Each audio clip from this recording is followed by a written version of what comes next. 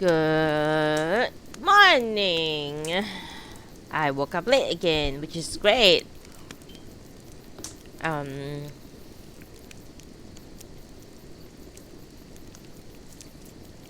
but it's okay. Usually people come in a bit later. I'm still contemplating like should I change my time to like 12 o'clock instead of 11.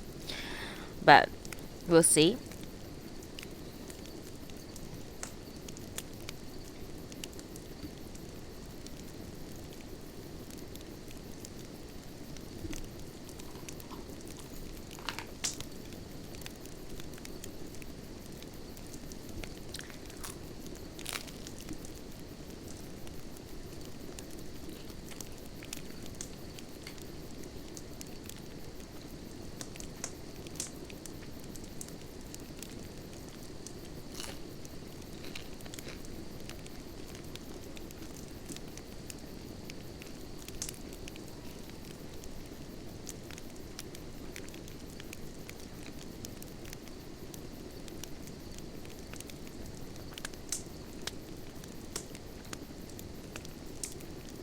Sorry, I'm eating my bread as usual. I'm a bread fiend. Bread is very important to me. Can't imagine a life without eating bread. Hello. Anyone here? Can you guys say hello in the chat? Cause on OBS I can't really see how many viewers I have. Which is actually very good for my mental health. Oh, hey! My mod is here. Great. I'm a breadhead. But you see, like, if you ask me to choose between bread and rice, I think I'll still choose rice. You can't take the Asian out of me.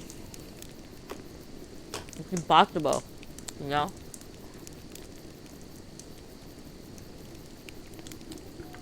Did I put the party finder right? No. Room 2.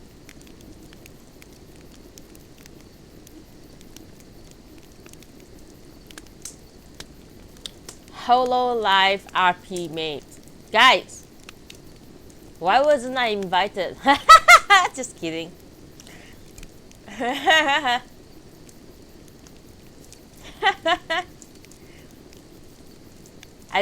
Do you think they are real Hololive or fake Hololive? Huh?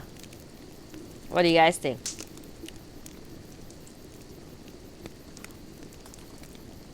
No.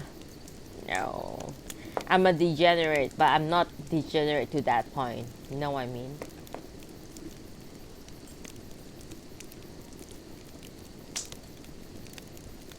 Okay, test, check. Is my microphone volume louder than my background volume? And is my microphone volume clear enough but without any static sound?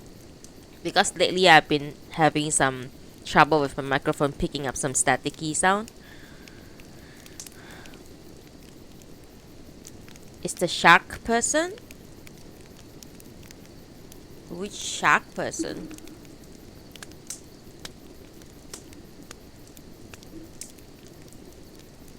You mean it sounds good? Okay, that's good.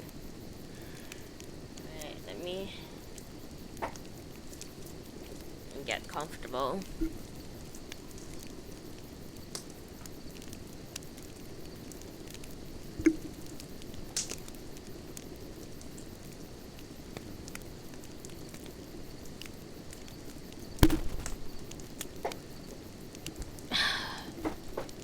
The end couldn't make it,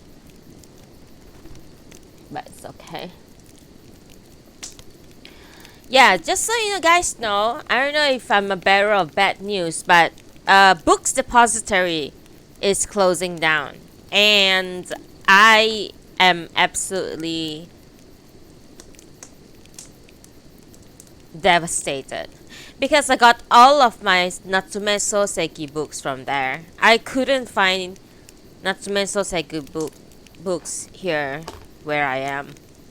and I bought like most of the Natsume Soseki books. So when I found about the news, I immediately went to buy the last two books that I had in my wish list, and also a complete work by Basho, the haiku poet. So I can probably read a haiku, read a haiku to my Banuna points redemption. With that, it's super sad. It's horrendous. Amazon's doing their terrible job again. But what can I do? What can I do? Nothing I can do. So I just bought whatever I can. I wanted to buy Light and Dark. Natsume Soseki's unfinished work, but it was like insanely expensive. So I'll have to find it elsewhere and see if. Now you see, the thing is they're closing on the 26th. By right, all three of my books that I bought will arrive by then. But knowing how Books Depository works and also my local postal services works, it usually takes more than 2 weeks. So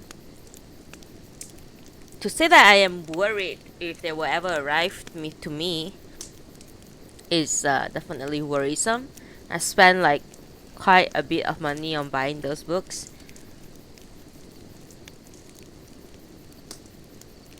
You know what?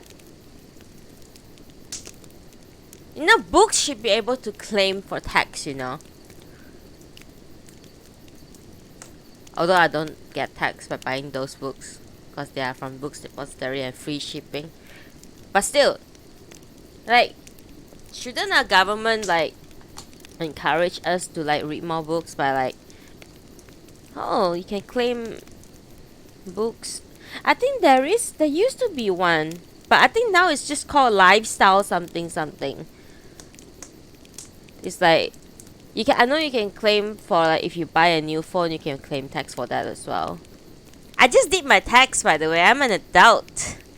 Haha. Go do your taxes, guys. It's time. Anyway, I think I'm babbling for too long right now, and I should really start working. As in, start reading. Sorry. My head is elsewhere. Trust me. I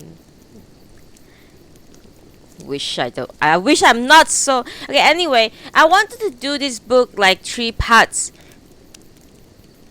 in a week, but after experiencing how long it was, the reading session for the last time, I'm going to separate into 4 parts instead. So the last part will be on next Monday.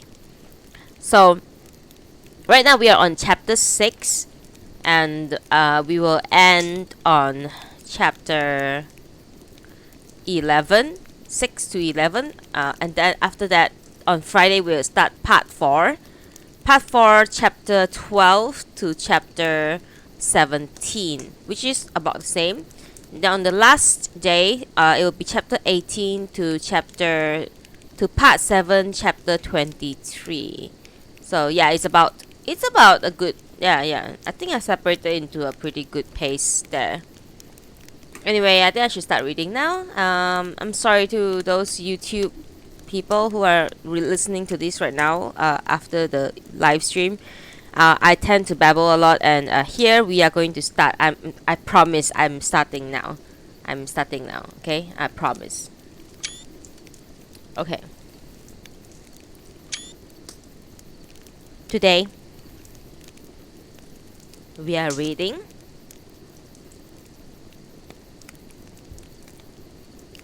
Natsume Soseki. Sorry. Oh my god.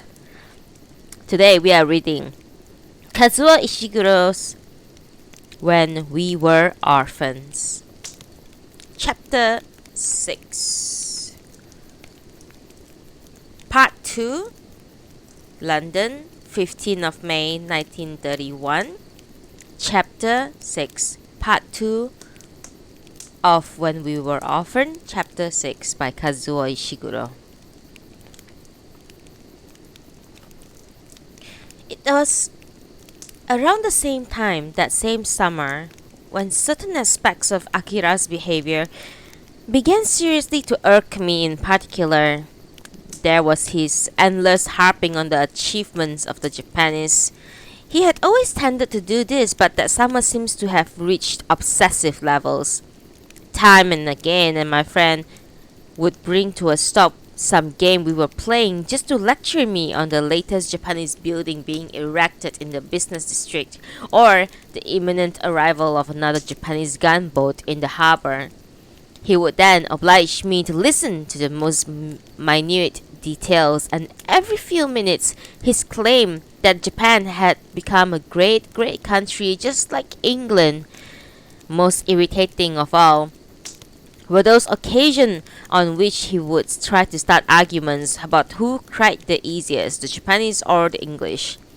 If I spoke up at all on behalf of all the English, my friend would immediately demand we put things to the test, which meant in practice he put me in one of his dreadful arm locks until I either capitulated or gave in to tears. At the same time, at the time, I put Akira's obsession with prowess of his race down to the fact that he was due to start school in Japan that coming autumn. His parents had arranged for him to stay with relatives in Nagasaki, and although he would return to Shanghai during school days, we realized we would see a lot less of each other, and initially the news had made us both despondent.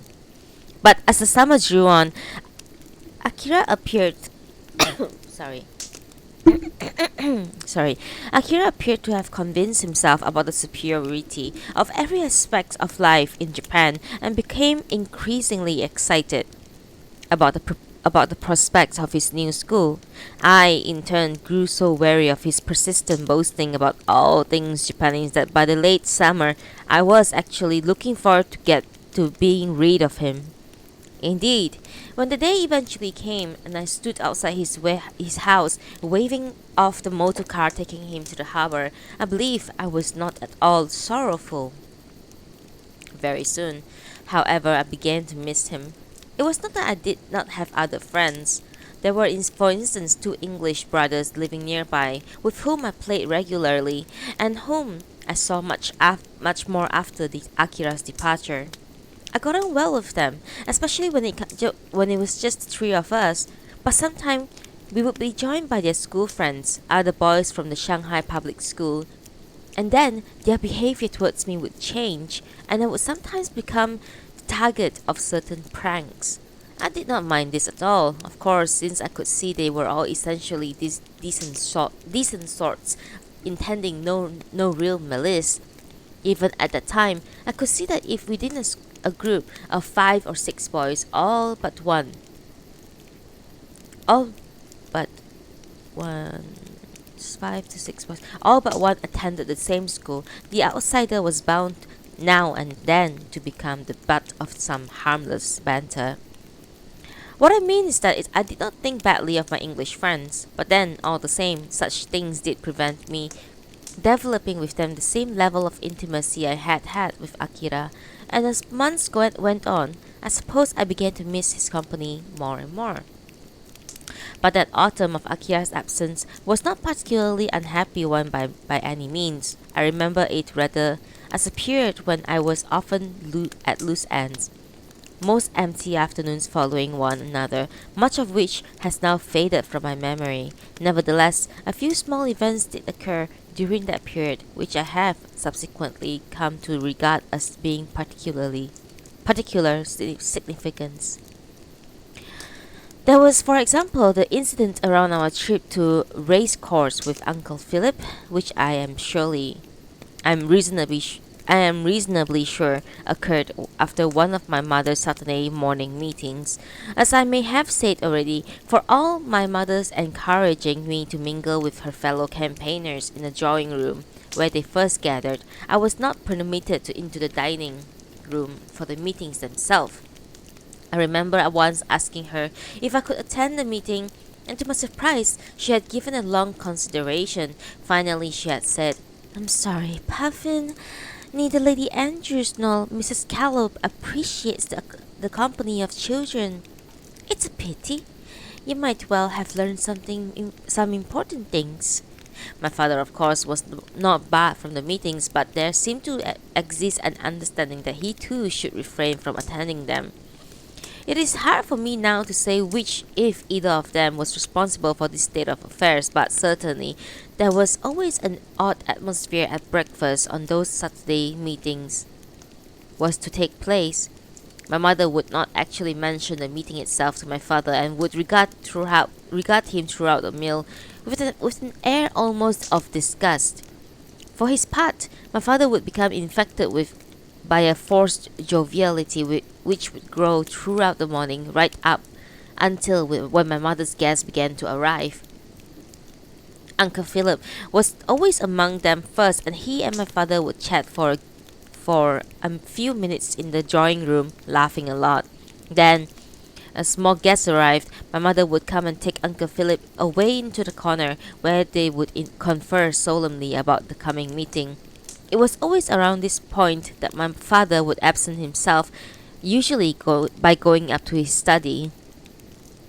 On that day I am recalling, I remember I heard the visitors starting to leave at the end of the meeting and went out into the garden to await my mother, who, I assume, would all, as usual, emerge before long to commandeer my swing, singing all the while in her wonderfully carrying tones. When after a time there was no sign of her, I went into the house to investigate, and coming into the library saw the doors of the dining room were now ajar, and that the meeting had indeed broken up, but Uncle Philip and my mother were still in there, deep in discussion, at the table, papers strewn before them. And then my father appeared behind me, no doubt, also believing the morning's business to be over. On hearing the voices from the dining room, he stopped and said to me, "Oh, they're still out. They're still here." "Just Uncle Philip." My father smiled and drifted past me into the dining room. Through the doors I could see Uncle Philip rising to his feet, and then I could hear the two men laughing loudly together. A moment later my mother emerged looking somewhat annoyed, her documents scattered in her arms. By then it was past noon. Uncle Philip stayed for lunch, and there was more good-humored laughter. Then, as we were finishing our meal, Uncle Philip made his suggestion. Why did we not all go down to the race course for the afternoon? My mother thought about this and declared that it was an excellent idea. My father too said he thought it was a fine idea, but he would have to be excused on account of the work awaiting him in his study. "But by all means, darling," he said, turning to my mother. "Why don't you go along with Philip? It's turning into the most splendid afternoon." "Well, I rather think I might," my mother said. "A little excitement might do us all good. Will do us all some good. Christopher too." And then, at the moment they all looked at me. Although I was then only 9 years old, I believe I read the situation with some accuracy. I knew, of course, that I was being offered a choice to go out to the race course or stay at home with my father, but I believe I grasped it also into the deeper implication. If I chose to stay in, then my mother would decline to go to the race course solely in Uncle Philip's company. In other words, the outing depended on my going with them. Moreover, I knew, and I did so with a calm certainty, that at that moment my father was desperately wishing us not to go, that for us to do so would cause him huge pain. It was not anything in his manner that suggested this to me, but rather what I had, perhaps unwillingly, absorbed over the preceding weeks and months. Of course, there were many things I did not understand at all in those days, but this much I saw with great clarity. At that instant, my father was certainly depending on me to save the situation. But perhaps I did not understand enough, for when my mother said, "Come on, Puffin, hurry up and get your shoes on," I did so with conspicuous enthusiasm. An enthusiasm I manufactured for show, and I can remember to this day my father seeing us to the front door, shaking hands with Philip, and laughing and waving us off as the carriage took my mother, Uncle Philip, and me away on our afternoon's outing. The only other memories to have remained distinct from that autumn also concerned my father, namely those curious instances of his boasting. My father was always modest in his manners and found boastfulness in others embarrassing. This is why it struck me at the time so as odd to hear him talk about the way he did on a number of separate occasions around at that time. These were all small instances which caused me only mild surprise, but they have nonetheless remained in my memory over the years. There were there was the moment, for example, when at the dinner table, when he suddenly said to my mother, "Did I tell you, darling, that fellow who came back to see me, that representative from the dock workers, wanted to thank me for all I had done for them. Spoke jolly good English too. Of course, these Chinese always speak very effusively. These speeches of theirs have all to be taken with a pinch of salt. But you know, dear, I had the distinct impression he meant it. Said that I was their honored hero. How do you like that? Honored hero." My father laughed and then watched my mother carefully. She went on meeting for a moment and then said, "Yes, darling, you have told me already." One moment for coffee.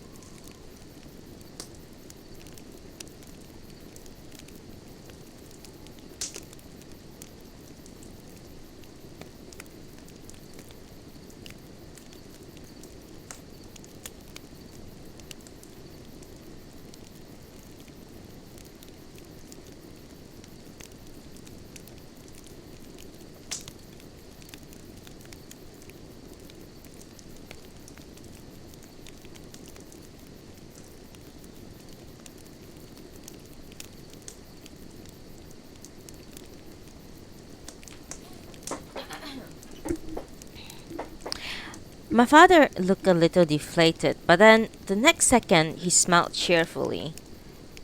Sorry. He smiled cheerfully again and said with another laugh, "So I have." Then turned to me, he said, "But Puffin here hasn't heard it. Have you, Puffin? Honored hero. That's what they're calling your father."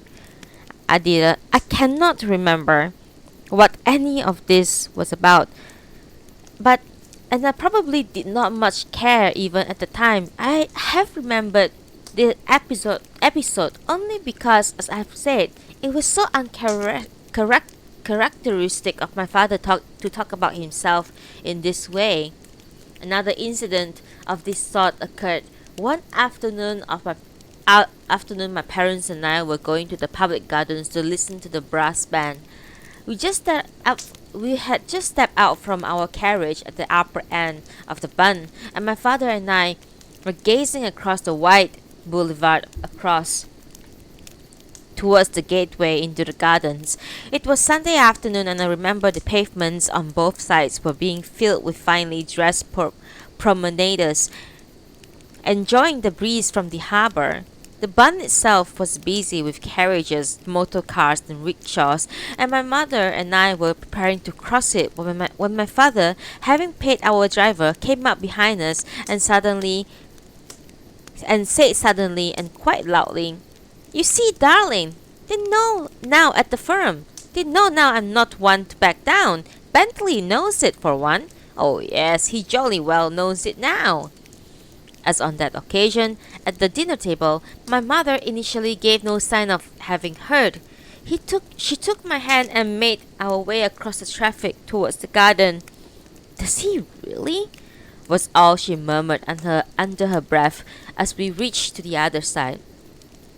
But that was not quite the end of the matter. We went into the public gardens, and for a while, like every other family who went to the gardens on Sunday afternoon, we strolled around the lawns and flower beds, greeting friends and acquaintances, stopping occasionally for a short chat.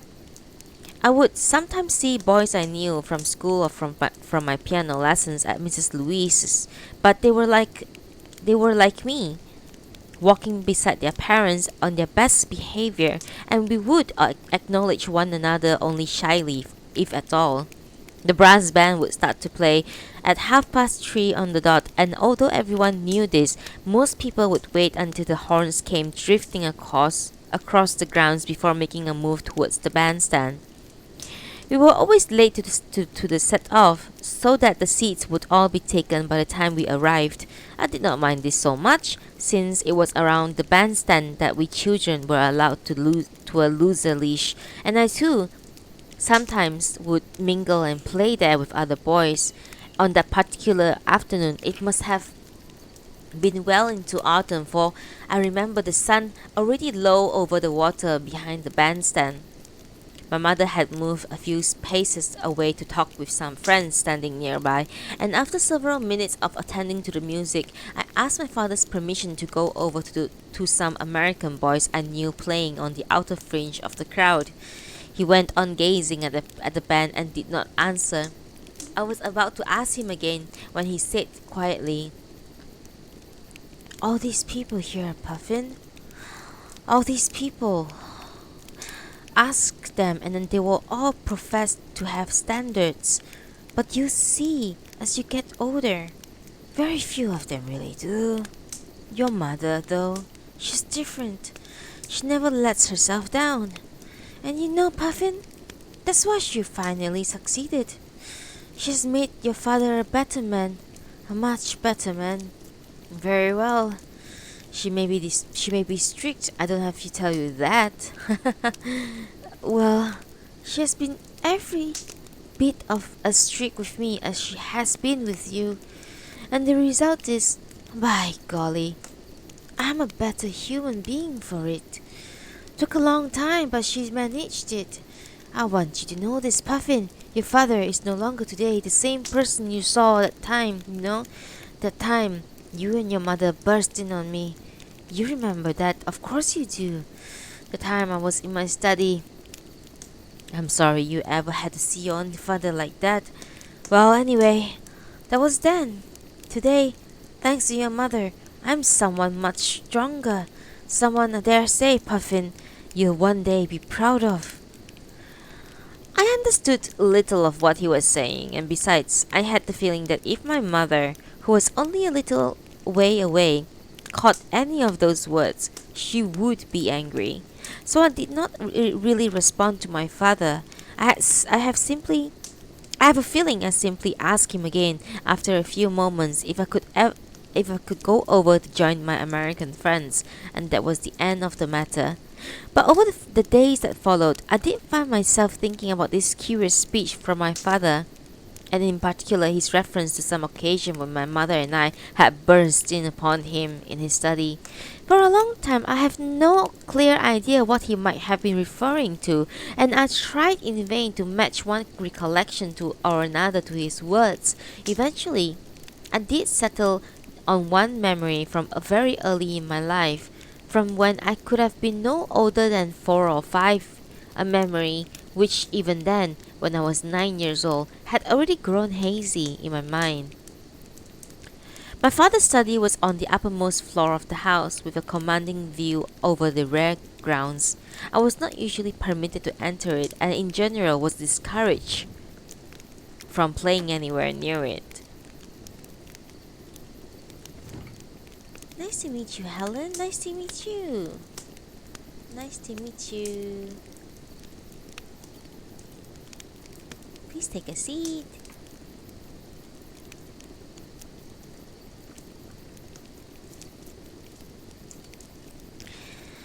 Okay. There was, however, a narrow corridor leading from the landing to the study door, along with a row of pictures hung in heavy gilt frames. These were each precise draughtsman-like paintings of Shanghai harbor, seen from the viewpoint of someone standing on the shore of Putong. That is to say, if numerous vessels in the harbor were shown with the great buildings of the Ban in the background, The pictures probably dated back at least to the 1880s, and my guess is that many of the ornaments and pictures in the house, they belong to the company. Now, I do not actually remember this myself, but my mother often told me how, when I was very young, she and I would stand in front of these pictures and entertain ourselves, giving amusing names to the various vessels in the water. According to my mother, I would quickly be in fits of laughter and would sometimes refuse to abandon the game until we had named every visible vessels. If this were so, if we were really in the habit of laughing boisterously throughout this game of ours, then almost certainly we would not have come up to amuse ourselves in this way while my father was working in his study. But when I thought further about my father's word at the bandstand that day, I began to remember an occasion my mother and I had indeed been standing together up on the attic floor, for all I know playing this game of ours, when she suddenly stopped and became very still. At first, my thought was that I was about to be scolded, perhaps for something I had just said which had displeased her. It was not even unheard of for my mother to switch mood abruptly in the midst of a harmonious exchange and scold me for some suddenly remembered misdemeanor committed earlier in the day. But as I fell silent in readiness for just such an explosion, I realized that she was listening. Then, the next instant, she had turned and pushed open with greatness the door to my father's study. I caught a glimpse past my mother's frame of the inside of the room.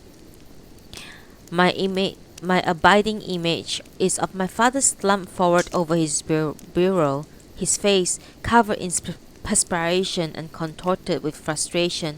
It is possible that he was sobbing, and it was this sound that had caught my mother's attention. In front of him, all over his desk, there were papers, ledgers, notebooks. I believe I followed my mother's gaze, more papers and notebooks on the floor, as though he had hurled them there in a temper fit. He was looking up at us, startled, and then, next moment, he said in a voice that rather shocked me, "We can't do it! We'll never get back! We can't do it! You're asking too much, Diana! It's too much!" My mother said something to him under her breath. No doubt some reprimand to make him pull himself together. My father did recollect himself a little at this point, and glancing past my mother, looked at me for the first time, but almost instantly his face creased again with despair, and turning to my mother, and he said, shaking his head helplessly, "I can't do it, Diana. It'll be the ruin of us. I've looked at everything. We'll never get back to England. We can't raise enough. Without the firm, we are simply stranded." Then, he seemed to lose control again, and as my mother began to say something else, something in a quiet, angry voice, my father began to shout, not so much at her, but at the walls of his study. "I won't do it, Diana! My God! Who do you take me for? It's beyond me, you hear? Beyond me! I can't do it!" Possibly. At this point, my mother closed the door on him and led me away. I have no further memory of the episode, and of course, I cannot be sure of the exact sentiments, let alone the exact words my father was uttering that day. But this is how, admittedly, with some hindsight, I have come to shape that memory. At the time, it was simply a bewildering experience for me, and although I probably found it interesting that my father should, like me, have moments of crying and shouting, I did not much ask myself what it had all been about. Besides, when I next saw my father, he was his normal self again. And for her part, my mother never alluded to the incident. If my father had not years later made a curious speech beside the bandstand, I would probably never have dredged up this memory at all. But as I say, apart from these curious little episodes, there that seems worth remembering from the autumn and the dull winter that followed it. I was listless for much of that period and was delighted when one afternoon Mei Li quite casually gave me the news that Akira had returned from Japan, that at that very moment, in the drive next door, his luggage was being unloaded off the motor car. That was chapter 6. One second, please. One sip of coffee, and we'll continue chapter 7.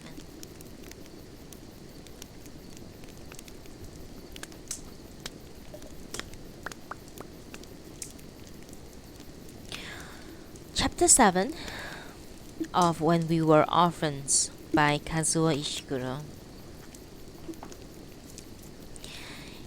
Akira, I was delighted to learn, had returned to Shanghai, not just for a visit, but for the foreseeable future, with plans to resume his old school in the North Sichuan ward at the start of the summer term. I cannot remember if the two of us celebrated his return in any special way. I have the impression we simply picked up our friendship where we had let it off the previous autumn with minimum fuss. I was quite curious to hear about Akira's experiences in Japan, but he persuaded me it would be childish, somehow beneath us to discuss such matters, and so we made a show of continuing of our old routines as if nothing had ever interrupted them. I guess, of course, that all had not gone well for him in Japan, but did not begin to suspect the half of it under the warm spring he tore the sleeve of his kimono.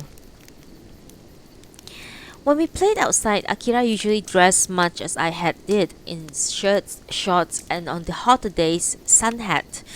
But on that particular morning we were playing on the mound of the back of our garden. He was wearing a kimono. Not anything special, just one of the garments he often wore around his house.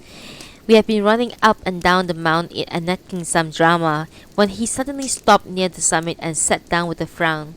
I thought that he had injured himself, but when I came up to him, I saw him examining a tear in the sleeve of the kimono. He was doing so with the utmost concern, and I believe I said to him something like, "What's wrong? Your maid or someone will sew that in no time." He did not respond. He seemed for a moment to have forgotten my presence entirely, and I realized he was sinking into deep gloom before my eyes. He went on examining the tear for a few more seconds, then letting down his arms, stared blankly at the earth in front of him as though a great tragedy had just occurred. "This is the third time," he muttered quietly. "Third time same week I do bad thing." Then as I continued to gaze at him somewhat baffled, he said, "Third bad thing. And now mother and father, they make me go back to Japan." I could not, of course, see how a small tear in an old kimono could bring such consequences, but I was for a moment sufficiently alarmed by this prospect to crouch down beside him and urgently demand an explanation for his words. But I could get a little more out of my friend that morning. He grew increasingly sulky and closed, and I seem to remember our parting not on the best term. On the following weeks, however, I gradually discovered what had lain behind his odd behavior. From his very first day in Japan, Akira had been thoroughly miserable. Although he never admitted to this explicitly, I surmised that he had been mercilessly ostracized for his foreignness and his manners, his attitude, his speech, and a hundred other things that marked him out as different. And he had been taunted not just by his fellow pupils, but by his teachers, and even, he hinted at this more than once, by the relatives in whose house he was staying. In the end, so profound was his unhappiness, his parents had been obliged to bring him home in the middle of the school term. The thought that he might have to return to Japan was one that haunted my friend. The fact was his parents missed Japan badly, and often talk of the family returning there, with his older sister Etsuko not at all averse to living in Japan. Akira realized that he was alone in wishing the family to remain in Shanghai, that it was his only strong opposition to the idea that prevented his parents packing their things and sailing for Nagasaki, and he was not at all sure how much longer his preferences could expect to take precedence over those of his sister and parents. Things were very much in the balance, and any displeasure he incurred, any misdemeanor, any falling off his schoolwork could tip the scale against him. Hence, his supposition that a small tear in a kimono sleeve might easily produce the gravest of consequences. As it turns out, the torn kimono did not incur his parents' wrath nearly to the extent feared, and certainly nothing momentous came after the matter. But throughout those months following his return, there would come along one little mishap after another to plunge my friend back into his pit of worry and despondency. The most significant of these, I suppose, was the affair concerning Ling Tian and our robbery, quote unquote, and the crime from my past, quote unquote, which so aroused Sarah's curiosity during our bus ride this afternoon. Ling Tian had been with Akira's family for as long as they had been in Shanghai. Among my earliest memory of going next door to play are those of the old servant shuffling about the place with his broom. He looked very old, always wore a heavy dark gown, even in the summer, a cap and a pigtail. Unlike the other Chinese servant in the neighborhood, he rarely smiled at children, nor did he scowl or shout at us, and had it not been for Akira's attitude to him, it is unlikely I would ever have regarded him as an object of fear. Indeed, I remember I was initially more puzzled than anything by the alarm that would seize Akira's whenever the servant came with our vicinity. If, for instance, Ling Tian was passing in the corridor, my friend would break off whatever we were doing to stand rigidly in a part of the room not visible to the old man, and not move again until the danger had passed. In those early days of our friendship, I had yet to become infected by Akira's sense of dread, assuming that it derived from something specific that had occurred between him and Ling Tian. As I said, I was more puzzled than anything, but whenever I asked Akira to explain his behavior, he simply ignored me. In the time I came to appreciate how deeply embarrassed he was by his inability to control his dread of Ling Tian, and learned to say nothing whenever our games were disrupted in this manner. But then, as we grew older, I imagined Akira began to feel the need to justify his fear. By the time we were 8 or 7, the sight of Ling Tian would no longer cause my friend to freeze. Instead, he would break off whatever he was doing and look at me with a strange grin. Then, putting in his mouth close to my ear, he would recite in a curious monotone not unlike that of the monks we sometimes heard chanting at the Boon Road market, the most terrifying revelation concerning the old servants. 1 second, please, for coffee.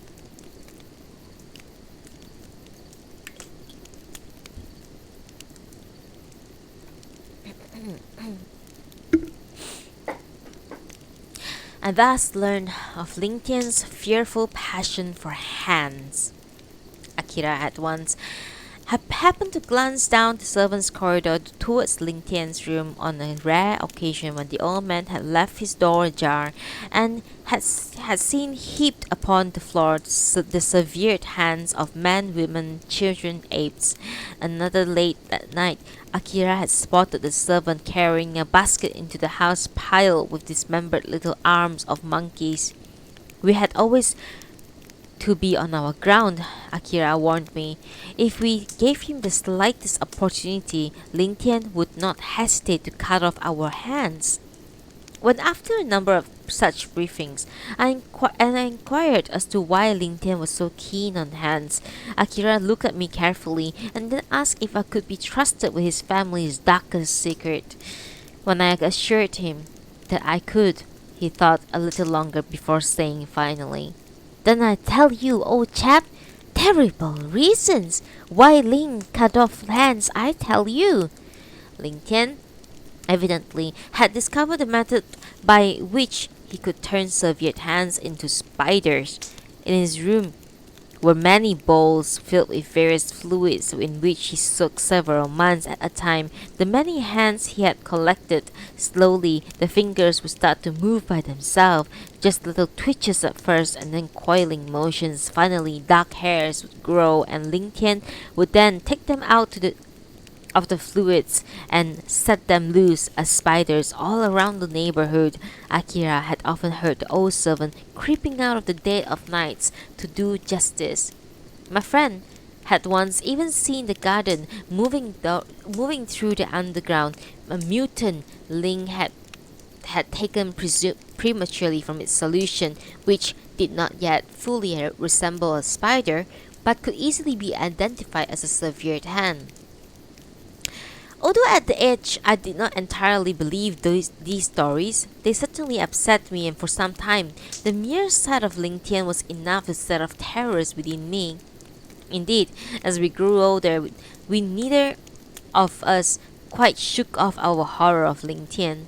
This was something that always nagged at Akira's pride, and always around the time we were 8, he seemed to develop a need to constantly challenge these old fears.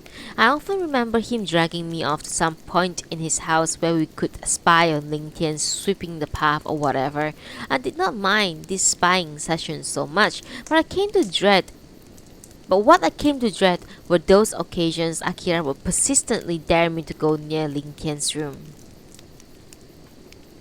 Until at this point, we had kept clear of that room, especially since Akira had always maintained that the fumes from Ling Tian's fluid were liable to hypnotize us and draw us through the door. But now, the notion of going near the room became for my friend something of an obsession. We might be having some conversation about something quite different, and then suddenly, that strange grin would appear on his face, and he would start to whisper, "Are you frightened? Christopher, are you frightened?" He would then oblige me to follow him through his house, through the oddly furnished room, to the heavy beamed arch that marked the start of the servant quarters. Going under the arch, we would find ourselves standing in a gloomy corridor of bare polished boards, at the far end of which, facing us, was the door of Ling Tian's room. At first, I would only be required to stand at the arch and watch as Akira pushed himself step by step along the corridor until he had covered perhaps half the distance to that awful room. I can see my friend, his tubby figure, stiff with tension, his face, whenever he glanced back at me, shining with perspiration, wheeling himself a few steps further before turning and running back with his triumphant grin. Then would come all his goading and bullying until I eventually found the nerve to match his feat. For quite a time, as I say, this test of courage concerning Ling Tian's room came rather to obsess Akira and took much out of the pleasure of going to play at his house. For some time yet, though, it was to remain beyond either of us to walk right up to the door, let alone to go through it. By the time we finally entered Ling Tian's room, we were both 10, and it was, although of course I did not know it then, my last year in Shanghai. That was when Akira and I committed our little theft, and an impulsive act on wider repercussion in our excitement we failed entirely to anticipate. We had always known Ling Tian would be going away for 6 days in the early August to visit his home village near Hangzhou, and we had talked often about how we would then take the opportunity finally to enter the room. And sure enough, on the first afternoon after Ling Tian's departure, I turned up at Akira's house to find my friend entirely preoccupied with the matter. By this time, I should say, I was in a general much more confident person than even a year before, and if I still feel a little of that old dread of Ling Tian, I would certainly not have shown it. In fact, I believe I was more calmer about the prospect of entering the room, something I'm sure my friend noticed and saw as an extra dimension to the challenge. But as it turned out, throughout that afternoon, Akira's mother was making a dress, and for some reason required her constantly to move from room to room, and Akira declared it is too risky even to contemplate our venture. I was certainly not displeased, but I am sure Akira was the one more grateful for the excuse. The following day, however, was a Saturday morning, and I arrived at Akira's house towards mid-morning. Both his parents had gone out. Akira did not have an ama, as I did, and when we were younger, we often argued over which of us was the more fortunate. He had always taken the position that Japanese children did not need an ama because they were braver than the Western children. I once asked him during one such argument who would see to his needs if his mother was out, and he said and he wanted, say, some ice water, or if he cut himself. I remember his telling me Japanese mother never went out unless the child specifically permitted them to do so, a claim I found hard to believe, since I knew for a fact that Japanese ladies met in their circles, much as the European ladies did at the Astor House or Marcel's tea room at Sichuan's Road. But when he pointed out that his mother's absence, there was the maid to see to his every need, while at the same time he was free to do whatever he pleased with no restrictions at all. I did begin to believe that I was the only one hard done by. Oddly, I continued to hold this view even though, in practice, on those occasions we played at his house when his mother was out, one or another servant was always delegated to watch over our every move. Indeed, especially when we were younger, this would mean some unsmiling figure, no doubt fearing dire consequences should any misfortune befall us, standing within inhibiting proximity while we did our best to play. Naturally, though, by that summer we were allowed to move much more freely without supervision. On that morning, we entered Ling Tian's room. We had been playing in one of Akira's sparse tatami-floored room up on the third floor, while an elderly maid, the only other person in the house, occupied herself with some sewing in the room directly below. I remember at one point Akira breaking off from what we were doing, tiptoeing to the balcony and leaning right over the rail, so far I feared he might topple over. Then he came hurrying back and noticed a strange grin that had appeared on his face. The maid, he reported in whisper, had, as expected, fallen asleep. "Now we must go in. Are you frightened, Christopher? Are you frightened?" Akira had suddenly become so tense that for a moment all my old fears concerning Ling Tian came flooding back. But by this point, a retreat for either of us was out of the question, and we made our way as quietly as possible down to the servants' quarters until we were once more standing together in the gloomy corridor with its bare polished boards. What I recall is that we strode down the corridor with little hesitation until we were all but 4 or 5 yards from Ling Tian's door. Then something made us pause, and for a moment neither of us appeared capable of continuing. If at that moment Akira had turned and run, I am sure that I would have done the same. But then my friend seemed to find some extra resolve, and holding out his arm to me, said, "Come on, old chap, we go together." We linked arms and took the final few steps just like that. Then Akira pulled back the door and we both peered in. We saw a small, sparse, tidy room with a well-swept board floor. The window was covered by a sunblind, but the light was leaking in brightly at the edges. There was a faint scent of incense in the air, a shrine in the far corner, a low, narrow bed, and a surprisingly grand chest of drawers, beautifully lacquered, with ornate handles hanging on each little drawer. We stepped inside, and for a few seconds remained still, barely breathing. Then Akira let out a sigh, turned to me with a huge smile, clearly delighted finally to have conquered his old fear. But the next moment his sense of triumph seemed quickly to be replaced by a concern that the room's lack of any obviously sinister features that would make him look ridiculous. Before I could say anything, he pointed quickly to a chest of drawers and whispered urgently, "There! In there! Careful, careful, old chap! The spiders, they are inside there! He was hardly convincing, and he must realized it. Nevertheless, for a second or two, an image went through my head of those small drawers opening before our eyes as creatures at various stages of between hand and spider put out tentative limbs. But now Akira was indicating excitedly a small bottle standing on a low table beside Ling Tian's bed. Lotion? He whispered. The magic lotion he used, there it is! I was tempted to pour ridicule over this desperate attempt to preserve a fantasy that we had long outgrown. But at the moment, I had another sudden vision of the drawers opening, and the residue of my old fear kept me from saying anything. Moreover, I was beginning to grow anxious about much more likely eventuality, namely that we would be discovered in that room by the maid or some other unexpected adult. I could not begin to imagine the disgrace that would then follow, the punishment and the long discussions between my parents and Akira's. I could not even think how we might have to start to explain our behavior. Just then, Akira quickly stepped forward, grabbed the bottle and clapped to his chest. Go! Go! He hissed, and suddenly we were both gripped by the panic.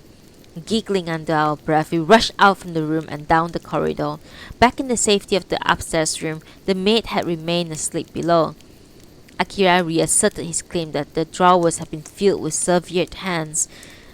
I could see now he was now seriously worried about my ridiculing our long-standing fantasy, and somehow I too felt the need to preserve it.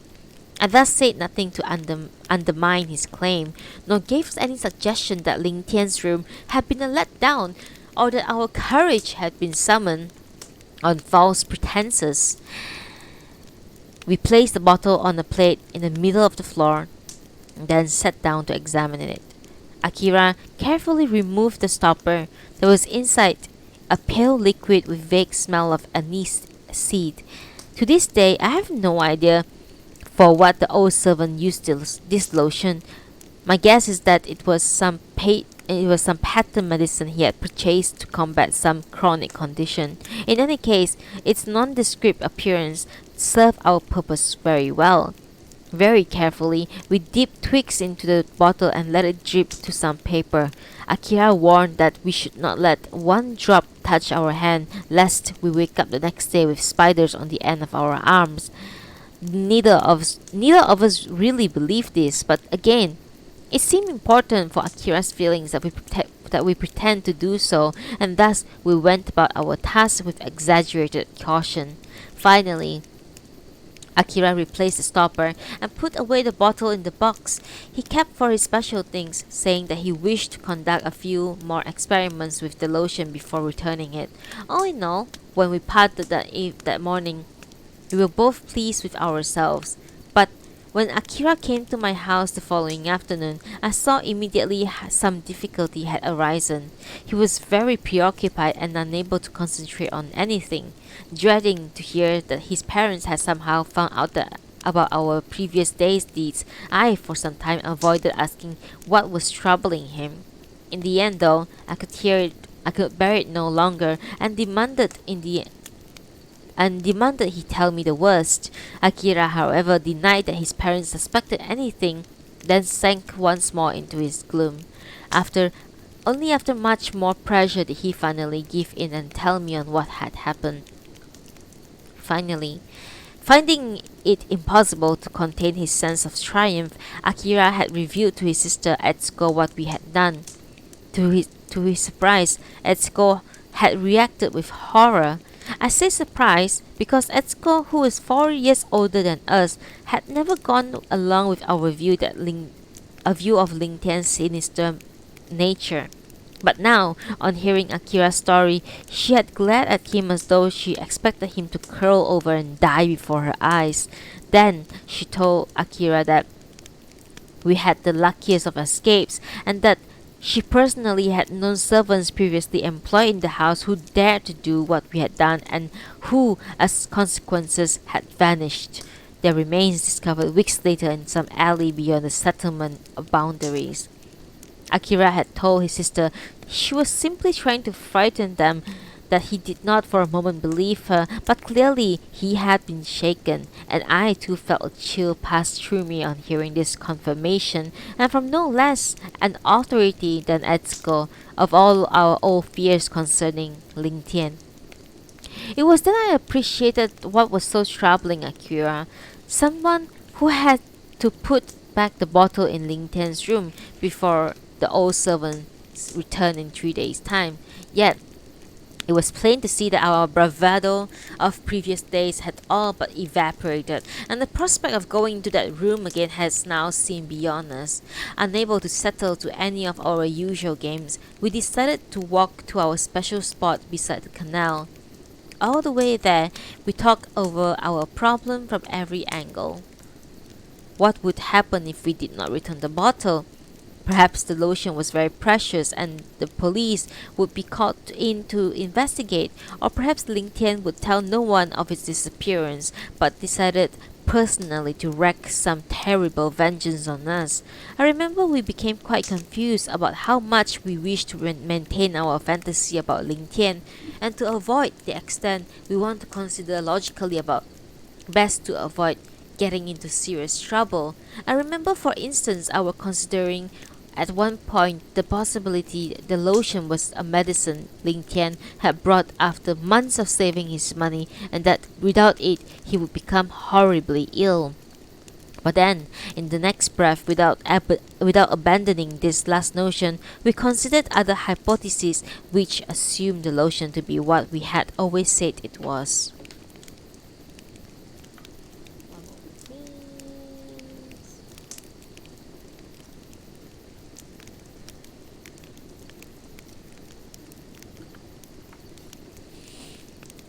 Our spot by the canal, some 15 minutes walk from our homes, was behind some storehouse belonging to the Jardine Matheson Company.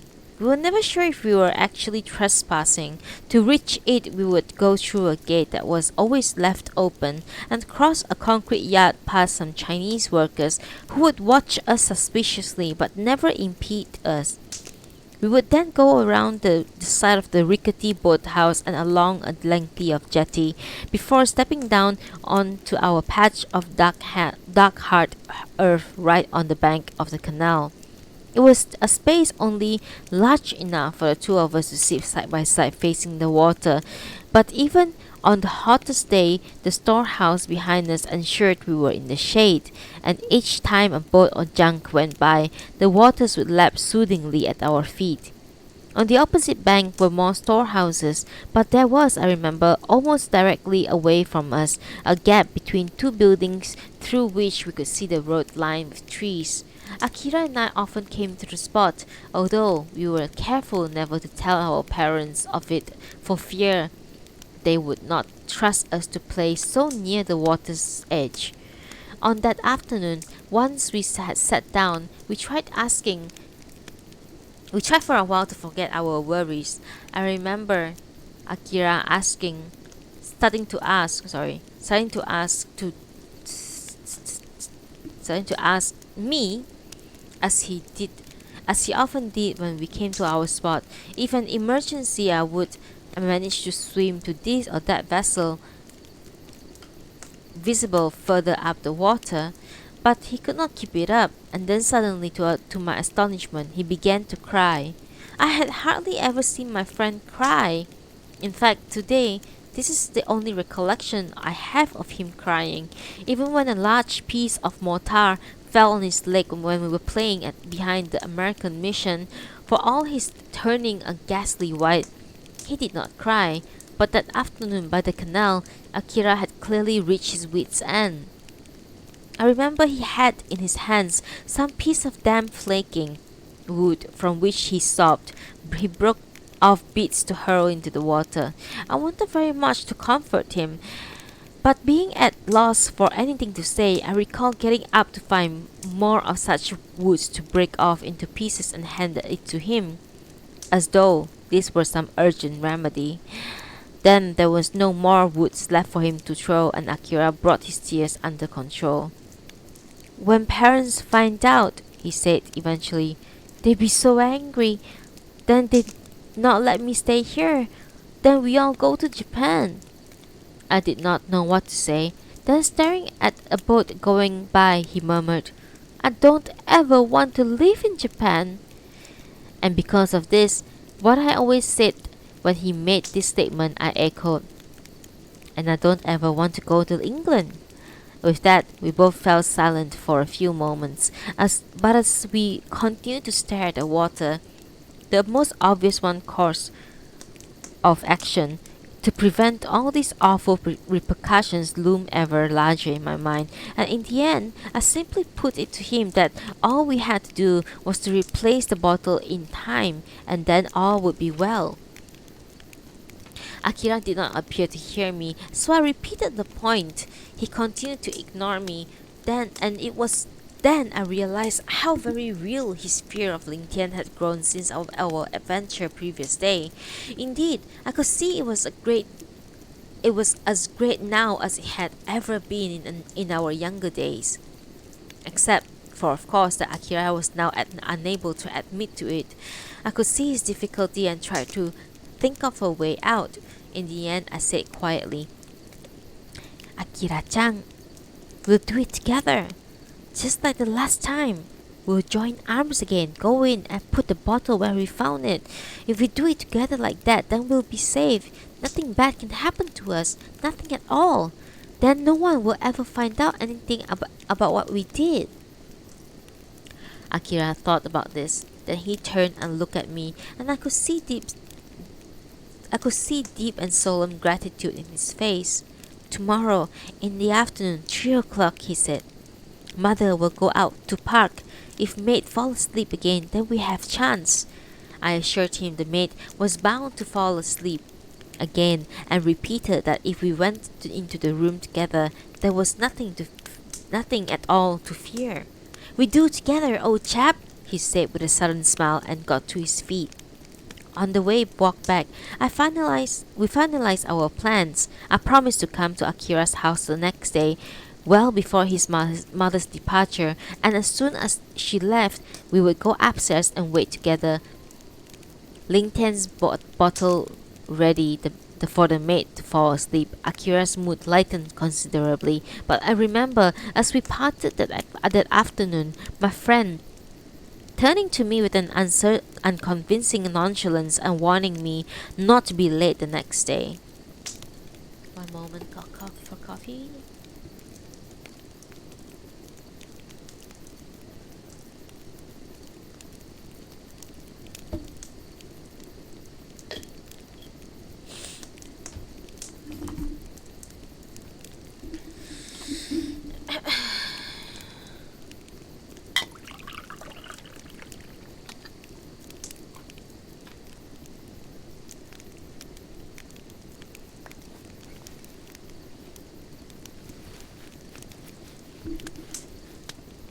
The following day was hot and humid.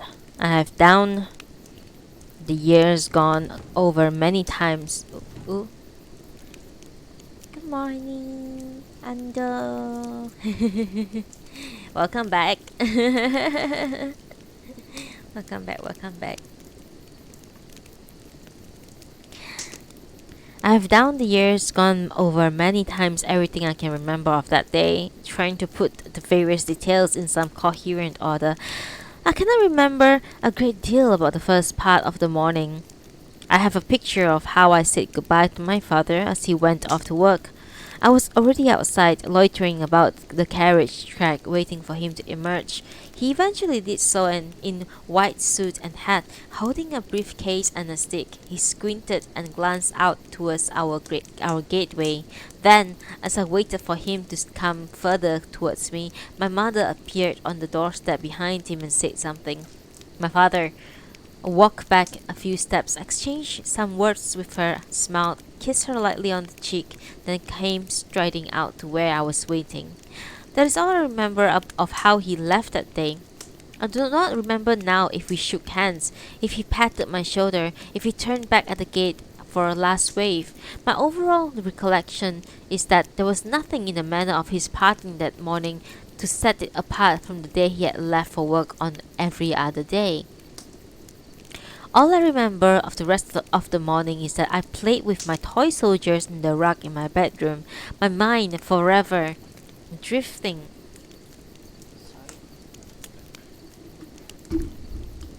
Sorry.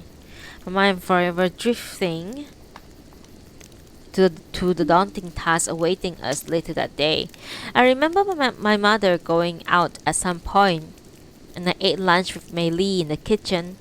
After lunch, needing to kill time until 3 o'clock, I walked to the short distance along our road on the spot where two large oak trees stood, set back from the road, yet well in front of the nearest garden wall. Perhaps it was because I was already stoking up my courage, but I succeeded that day in climbing one of the oaks to a new height. Perched triumphantly in its branches, I found I had a view across the hedges and grounds of all the neighboring houses. I remember I sat up there for some time, the wind on my face growing ever more anxious about the task ahead. It occurred to me that apprehensive as I was, Akira's fear of Ling Tian's room was now much greater, and I would this time have to be the leader. I saw the responsibility this entailed and resolved to appear as confident as possible, and when I presented myself at his house, but as I continued to sit there in the tree, there kept occurring to myself any number of eventualities that would thwart us. The maid would fail to fall asleep. She might even choose this day of all days to clean the corridor outside Ling Tian's room, or else Akira's mother would change her mind and not go out as expected. And then, of course, there were the older, less rational fears, which, try as I might, I could not quite dispel from my mind. Eventually, I climbed down the oak, wishing to go home for a glass of water and to check the time. As I came in through our gate, I saw two motor cars in the drive. I was mildly curious about this, but by this stage was far too preoccupied to give them much attention.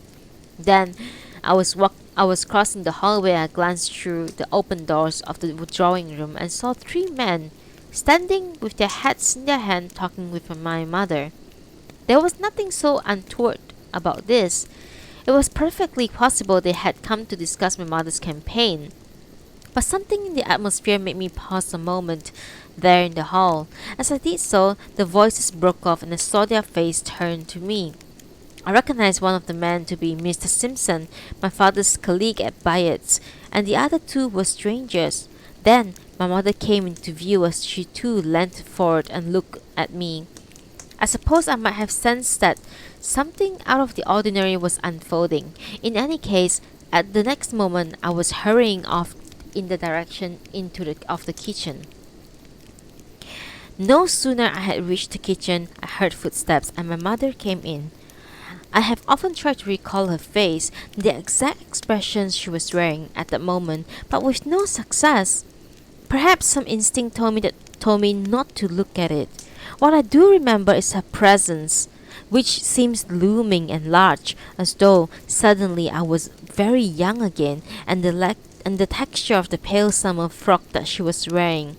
She said to me in lowered voice, but perfectly composed voice, "Christopher, the gentlemen with Mr. Simpson's are from the police.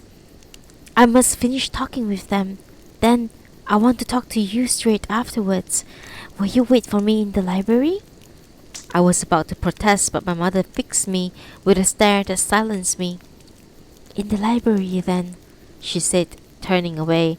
"I'll come as soon as I have finished with the gentleman." "Has something happened to father?"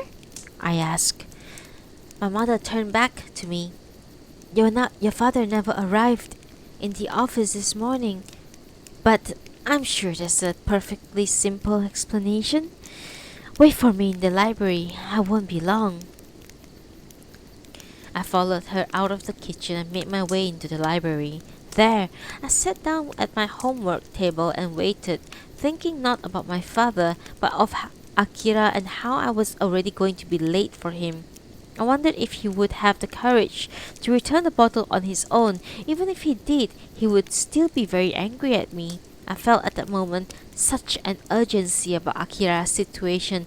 I actually contemplated disobeying my mother and simply going off. Meanwhile, the discussion in the drawing room seemed to go on interminably. There was a clock on the library wall and I stared at its hands. At one point, I went out to the hall hoping to catch my mother's attention and ask her permission to leave, but I found the doors to the drawing room had now been closed. Then, as I was hovering there in the hall, once more thinking about sneaking off, Mei Li appeared and pointed sternly towards the library. Once I had gone back in, she closed the door on me and I could hear her pacing outside. I seated myself again. I went on watching the clock.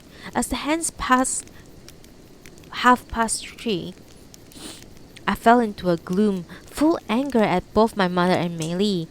Then at last I heard the man being shown out. I heard one of them say, "We'll do everything we can, Mrs. Bank. We must hope for the best and trust in God." I could not hear my mother's reply. As soon as the man's gone, I rushed out and asked for permission to Akira's, but my mother, to my fury, completely ignored my request, saying, "Let's go back into the library."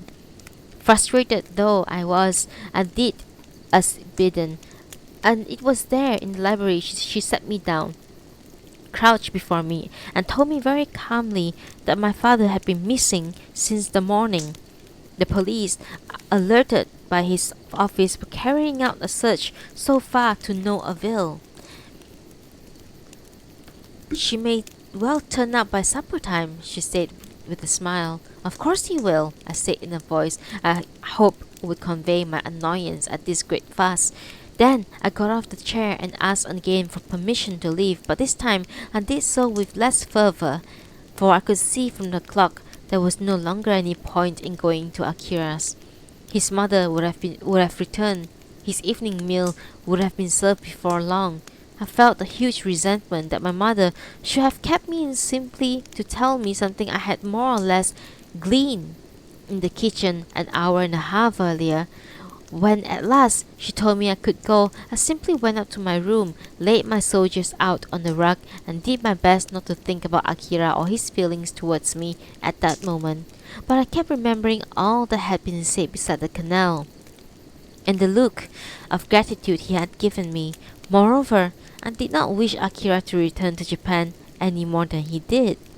My sullenness stayed with me well into the night, but of course, this was interpreted as my reaction to the situation regarding my father.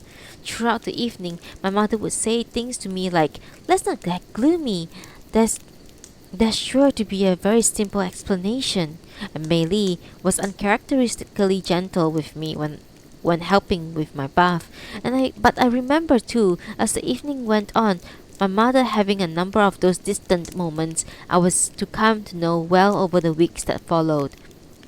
In fact, I believe it was the same night as I lay in my bed, still preoccupied about what to say to Akira when I next saw him, that my mother murmured, looking blankly across the room, "Whatever happens, you can be proud of him, Puffin. You can always be proud of what he has done." That was chapter 7. One moment for tea.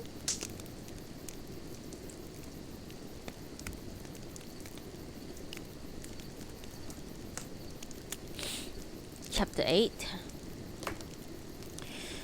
We are currently reading Kazuo Ishiguro's When We Were Orphans, Chapter 8. I do not remember much about the days immediately following my father's disappearance, other than that I was often so concerned about Akira in particular, what I would say when I next saw him, that I could not settle to anything. Nevertheless, I found myself continually putting off a visit next door, even contemplating for a while the notion that I might never need face him at all, that his parents, so angered by our misdemeanor, were even at the moment packing their bags for Japan. Good morning, Cardinal. Good morning. Thank you for being here.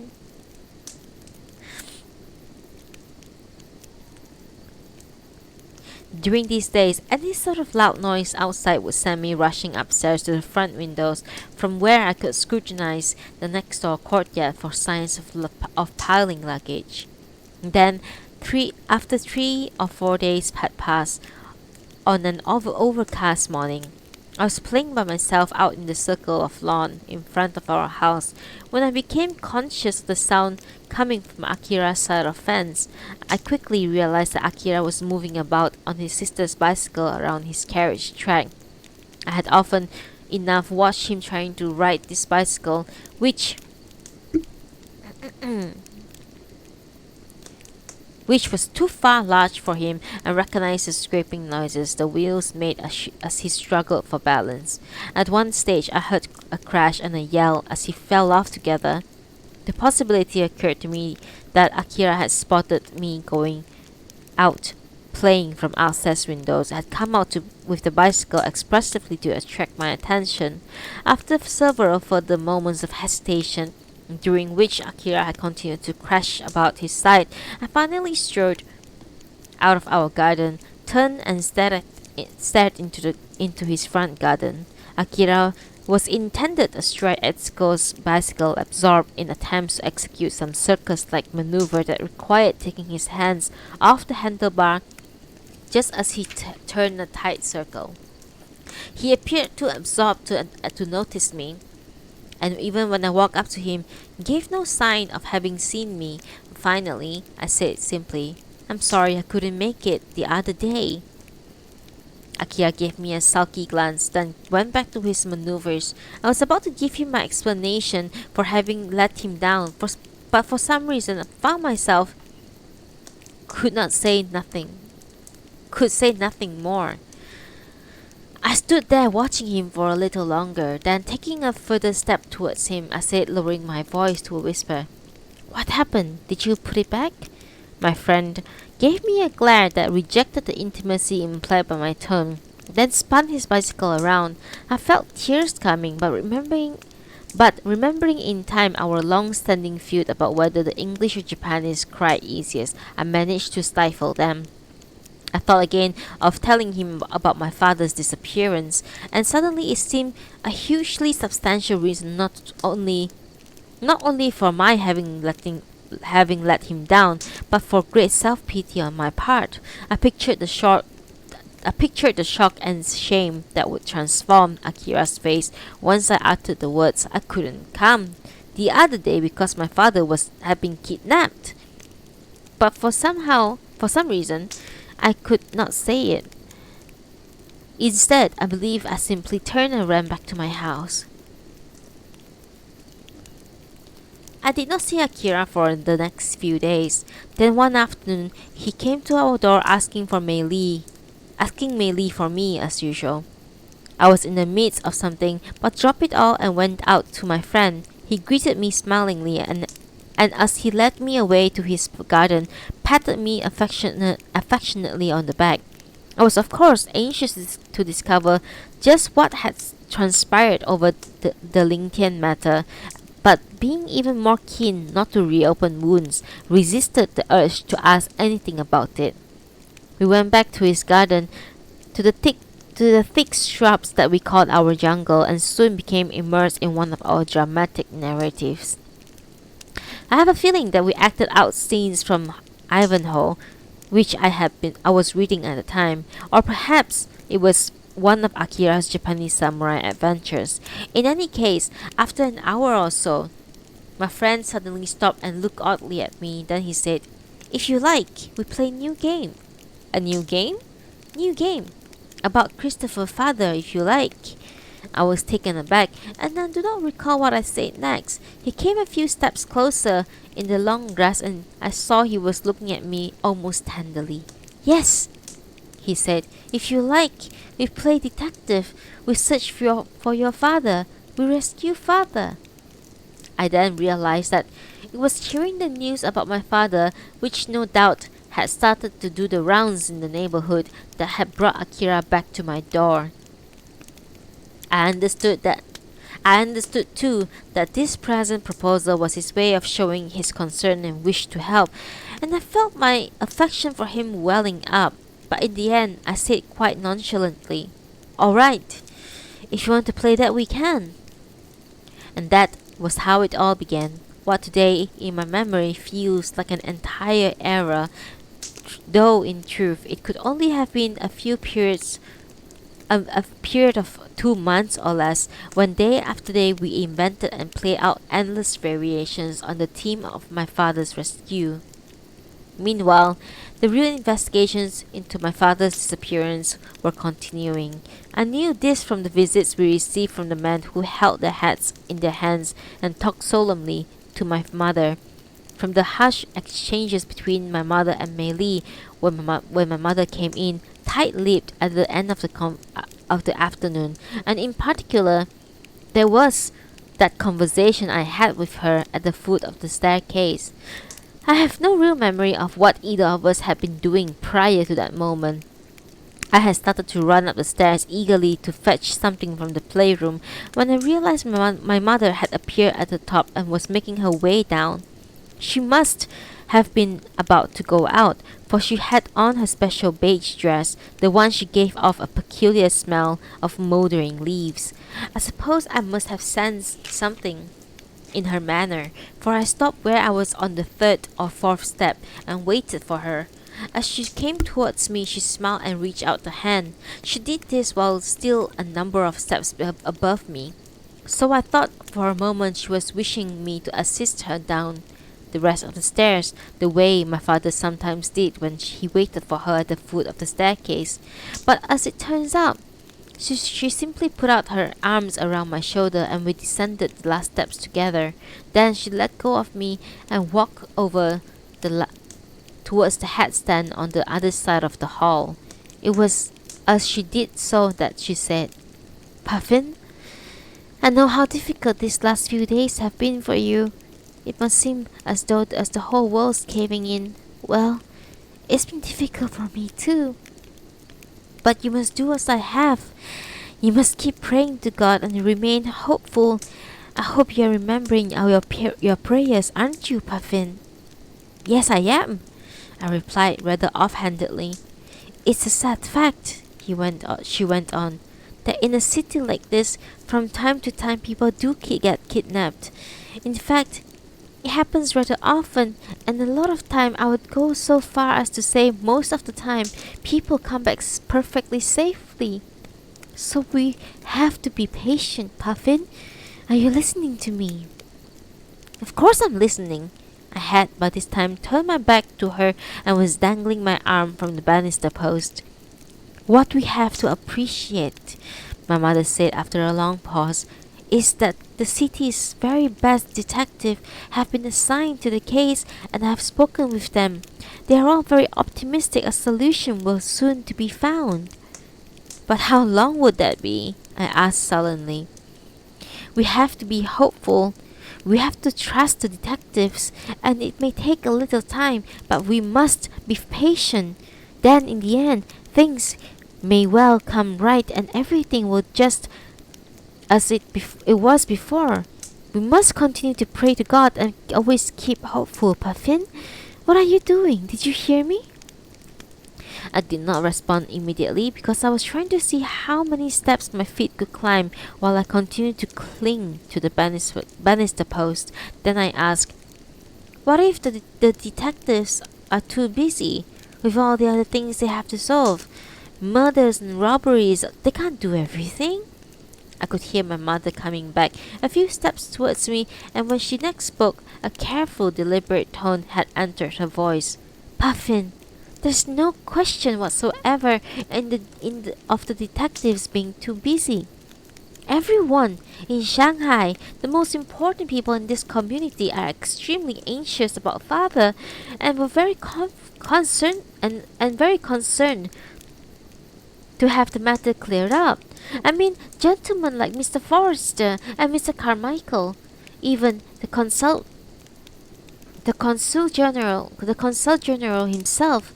I know they have made it their personal concern to see father return safely as soon as possible. So you see, Puffin, there's no chance at all at the detectives giving anything but their utmost. And that's what they are doing now, at this very moment. Do you realize, Puffin, Inspector Kung himself has been put in charge of this investigation? Yes, that's right, Inspector Kung. So you see, we have every reason to be hopeful. This exchange undoubtedly made some impact, for I remember I did not worry nearly so much during the following several days. Even at night, when my anxiety tended to return, I would often go to sleep thinking of Shanghai's detective moving all around the city, closing in ever more tightly on the kidnappers. Sometimes, lying in the dark, I found myself weaving quite elaborate dramas before dropping off to sleep, many of which then served as material for Akira and me the next day. I do not imply, incidentally, that during this time Akira and I did not play games quite unconnected with my father. Sometimes we would lose ourselves for hours in one or more of our traditional fantasies, but whenever my friend sensed I was preoccupied or that my heart was not in what we were doing, he would say, "Old chap, we play father rescue game." Our narrative concerning my father had, as I say, endless variations, but fairly quickly we established a basic recurring storyline. My father was held captive in a house somewhere beyond the settlement boundaries. His captors were a gang intending on extorting a huge ransom. Many smaller details evolved quite rapidly until the two became fixtures. It was always the case, for instance, that despite being surrounded by the horrors of the Chinese district, the house in which my father was held was comfortable and clean. In fact, I can still remember how this particular convention came to be established. It was perhaps our second or third time of playing the game. Akira and I had been taking it in turns to play the role of legendary Inspector Kung, whose handsome features daintily worn hat we both knew well from newspaper photographs. We had been quite absorbed in the excitements of our fantasy when suddenly, at the point when my father first appeared in our story, Akira gestured to me indicating I should play him and said, "You tied up in the chair." We had now been in full flow, but now I stopped. "No," I said, "my father isn't tied up. How can he be tied up all the time?" Akira, who never liked to be contradicted when unfolding a narrative, repeated impatiently that my father was tied up in a chair, and that I should mimic this at the foot of a tree without further delay. I shouted back, "No," and stalked off. I did not, however, leave Akira's garden. I remember standing at the spot where his lawn started, where our jungle ended, and stared blankly at the lizard climbing the trunk of an elm. After some moment, I heard Akira's footsteps behind me and braced myself for a full-blown argument. But to my surprise, when I turned to him, I saw my friend gazing at me with a conciliatory look. He came closer and said gently, "You're right. Father not tied up. He very comfortable. Kidnapper's house very comfortable. Very comfortable." After this, it was always Akira who took great care to ensure my father's comfort and dignity in our dramas. The kidnappers always addressed him as though they were his servants, bringing him food, drink, newspapers as soon as he requested them. Accordingly, the characters of the kidnappers softened. It turned out they were not evil after all, simply men with starving family. They truly regretted having to take such drastic action. They would explain to my father, but they could not bear to see the children starve to death. What they were doing was wrong, they knew it. But what else were they to do? They had chosen Mr. Banks precisely because his kind views towards the plight of the poorer Chinese were well known, and he was likely to understand the inconveniences to which they were putting him. To this, my father, whom I always represented, would sigh sympathetically, and then go on to say that whatever the hardship of life, crime could not be condoned. Besides, inevitably, Inspector Kong would sooner or later come with his men to arrest them. Then they would be thrown into the prison, perhaps executed. Where would that leave their families? The kidnappers, represented by Akira, would respond by saying that once the police discovered their hideouts, they would give themselves up quietly and wish Mr. Banks well as he rejoined his family. But until then, they were obliged to do their utmost to make their scheme work. They would then ask my father what he required for his dinner, and I would order on his behalf a vast meal of his favorite dishes: roast sirloin, buttered smart parsnip, and poached haddock. Always almost among them. As I say, it was Akira rather than myself who tended to be more insistent on this luxurious aspect, and it was he who added many of these other small but important details. My father's room would have a fine view over the rooftops to the river. The bed would be one of his captors had stolen from him from the Palace Hotel, and thus ultimate in comfort.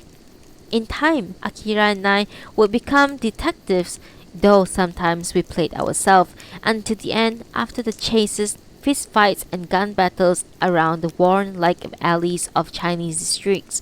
Whatever our variations and elaborations, our narratives would always conclude with a magnificent ceremony held at Jasville Park, a ceremony that would see us, one after the other, step out to a specially erected stage.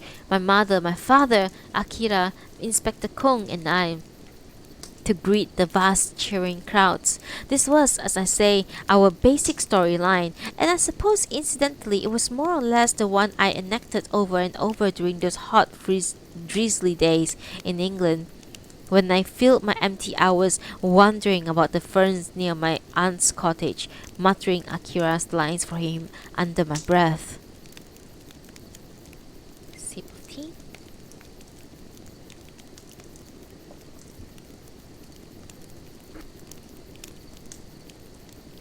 It was not perhaps until a month after my father's disappearance that I finally found the nerve to ask Akira what had happened to Ling Tian's bottle.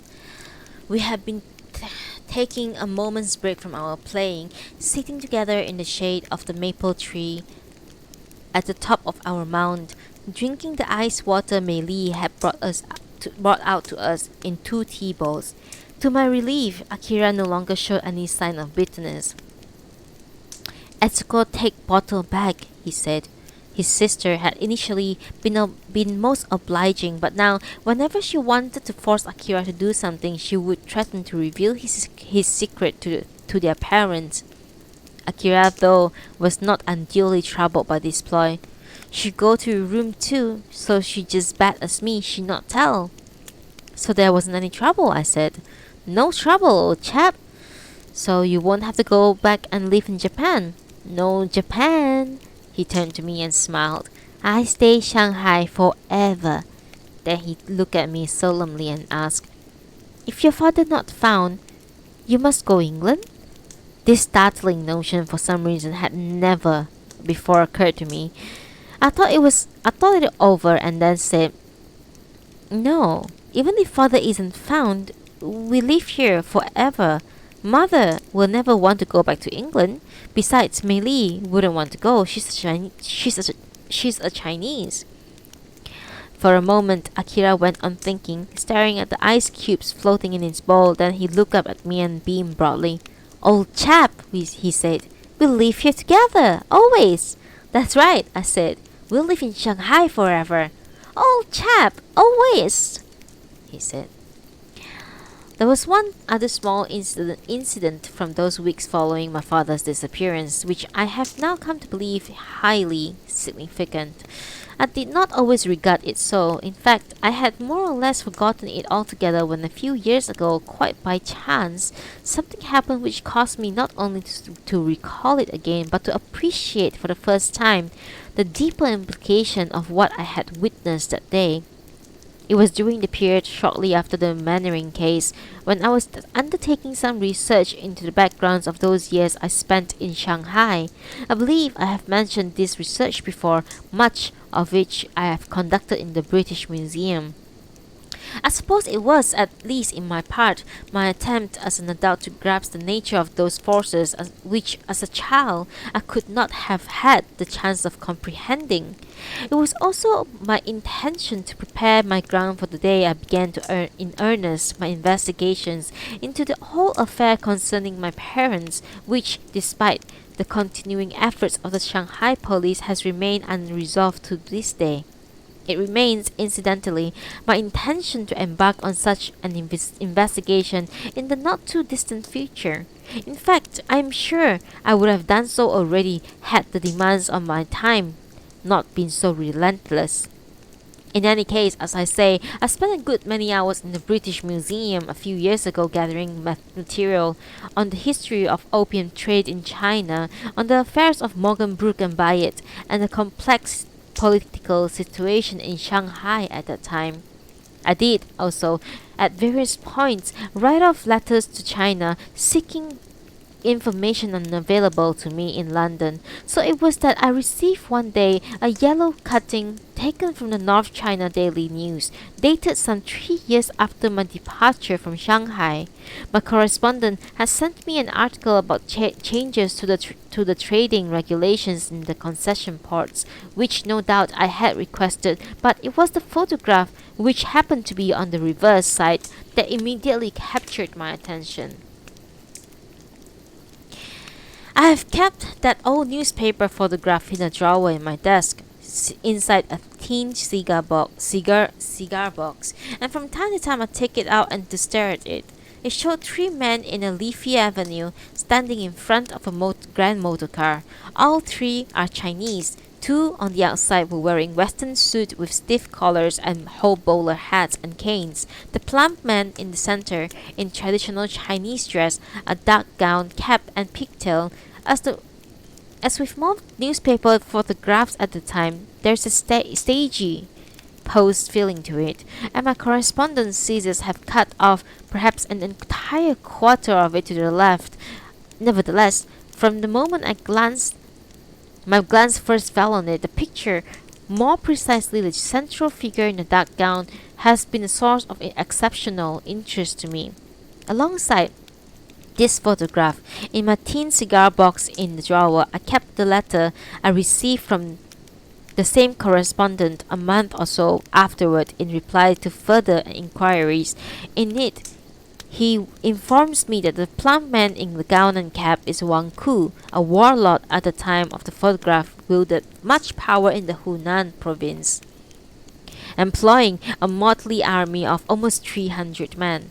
Like most of his sort, he lost much of his power after the ascendancy of Chiang Kai-shek, and was rumored to be still alive and well, languishing in reasonable comfort somewhere in Nanking.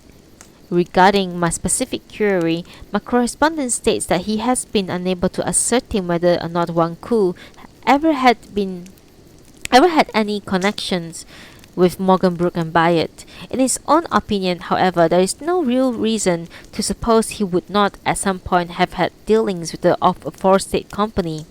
In those days, my correspondent points out, any shipments of opium or of any other desirable goods traveling along the Yangtze through Hunan would have been vulnerable to raids from the bandits and pirates who terrorized the region.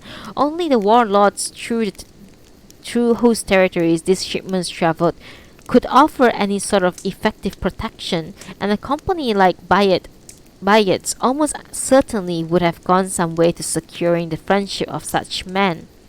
At the same time of my childhood in Shanghai, Wang Ku, with the power that he then commanded, would have been regarded as a particularly desirable ally.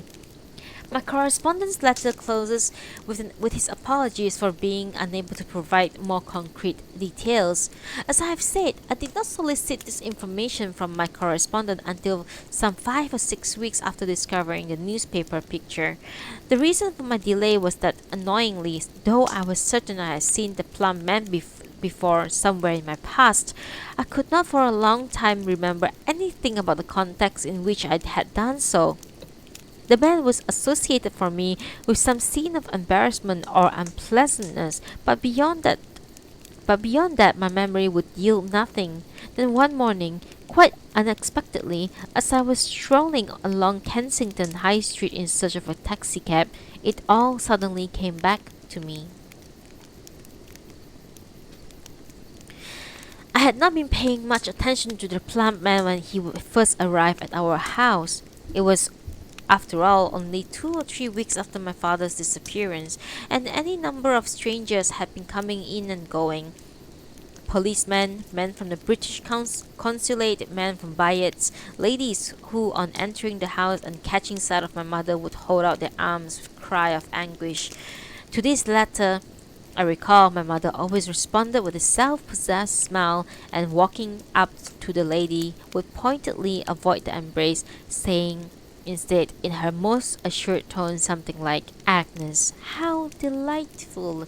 She would then take her guest's hand, perhaps still proffered awkwardly in the air, and lead the way into the drawing room. In any case, as I say, the arrival of the plump Chinese man that day did not excite my interest. I remember glancing down from my playroom window and seeing him getting out of his motor car. His appearance on that occasion, I believe, was much as it is in my newspaper picture. Dark gown, cap, pigtail. I noticed the car was a vast gleaming affair, and that he had 2 men to assist him as well as his chauffeur. But even this was not so remarkable. In those days, following my father's disappearance, a number of very grand visitors had already turned up at the house. I was, though, vaguely struck by the way Uncle Philip, who had been in the house for the past hour or so, marched out to greet the plump man. They exchanged the most effusive greetings, as though they were the dearest friends, and then Uncle Philip led the visitor into our house. I do not remember what I got up to for the next little while. I did remain in the house, though not on account of the plump man, who, as I say, had not much interested me. In fact, when I first heard the commotion downstairs, I remember being surprised that the visitor was still with us. Rushing back into my playroom window, I saw the motor car still on the carriage track, and 3 servants who had stayed in the car, who too had heard the disturbance, hastening out of the vehicle with looks of alarm. Then I saw below me the plump man walking quite calmly towards the car, signaling to his men not to worry. The chauffeur held open the door, and the plump man, as he was climbing in, my mother came into view. In fact, it had been her voice that had first sent me rushing to the window. I had been trying to convince myself that it was just the same voice she used when angry with me or our servants, but by the time my mother's figures appeared below me, her every word now clearly audible, the effort became pointless. There was something about her that had lost control, something I had never seen before, and yet which I at once registered as something I would have to accept in the wake of my father's disappearance. She was yelling at the plump man, having actually to be restrained by Uncle Philip. My mother was telling the plump man he was a traitor to his own race, that he was an agent of the evil, and that he did not want help of his sort, that if he ever returned to our house, she would spit on him like the dirty animal he was.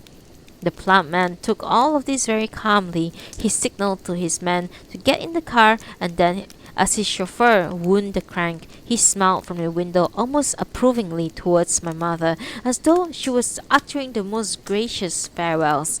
Then the car was gone, and Uncle Philip was persuading my mother to come inside. By the time they came into the hall, my mother had gone silent. I could hear Uncle Philip saying, "But we have to pursue every possible avenue, don't you see?" His footsteps followed my mother's into the drawing room. The door closed and I heard no more. Of course, to see my mother behaving in such a way was most disturbing to me, but if she had found shouting at a visitor a liberation after weeks of keeping her feelings on a tight rein, then I too experienced something similar. It was witnessing her outburst that allowed me, after at least 2 or 3 weeks, finally to acknowledge the momentous nature of what had happened to us, and this brought with it a tremendous sense of relief. I will have to admit, incidentally, that I cannot say with complete certainty that the plump Chinese man I saw that day was the one and the same as the man in the newspaper photograph, the man now identified as the warlord Wang Ku. All I can say is that from the moment I first set eyes on the photograph, that face, and it was the face, not the gown, cap, or pigtail, which of course could have been those of any Chinese gentleman, struck me unmistakably as the one I had seen during the days immediately after my father's disappearance. And the more I turned that particular incident over in my mind, the more convinced I have become that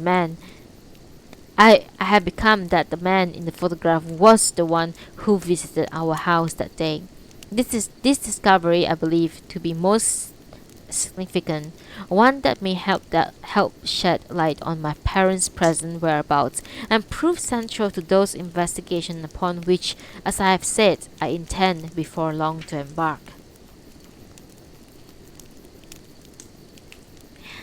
Chapter 9. One moment for coffee, for tea.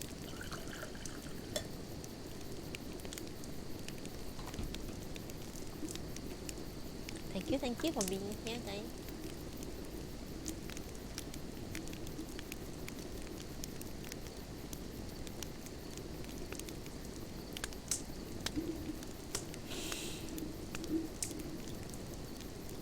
Thank you. I truly appreciate it. Okay. Chapter 9, When We Were Orphans, by Kazuo Ishiguro.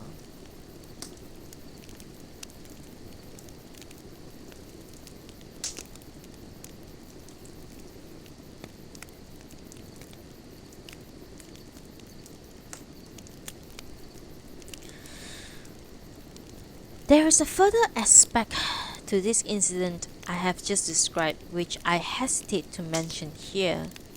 Uncertain as I am that there is any substance to it, it has to do with Uncle Philip's manner that day that he tried to estrange my mother in front of our house. And again, something in his voice when he said as they came in, "But we have to pursue every possible avenue, don't you see?" There was nothing at all concrete I could put my finger on, but then a child is often very receptive to these less tangible things. Anyway, my feeling was that there was something definitely odd about Uncle Philip that day. I do not know why, but I got the distinct impression that on this occasion, Uncle Philip was not on our side. That the intimacy he shared with the plump Chinese man was greater than the one he shared with us. Even, quite possibly, this was merely my fancy that he and the plump man exchanged looks as the car drove by. As I say, I cannot point to anything solid to support these impressions, and it is more than possible I am projecting back certain perceptions in the light of what ultimately occurred with Uncle Philip. Even today, I find it brings me some pain to remember the way my relationship with Uncle Philip concluded. As I have probably made clear, he had become over the years a figure to idolize, so much so that in the first days after my father's disappearance, I remember contemplating the notion that I need not mind so much, since Uncle Philip could always take my father's place. Admittedly, this was an idea I found in the end curiously unconvincing, but my point is that Uncle Philip was a special person for me, and it is no wonder at all I should have lowered my guard at that day and followed him. I said lowered my guard because for some time before that final day, I've been keeping watch over my mother with increasing anxiety. Even when she demanded to be left alone, I continued to keep careful eye over her room she had gone into and over the doors and windows through which kidnappers might enter.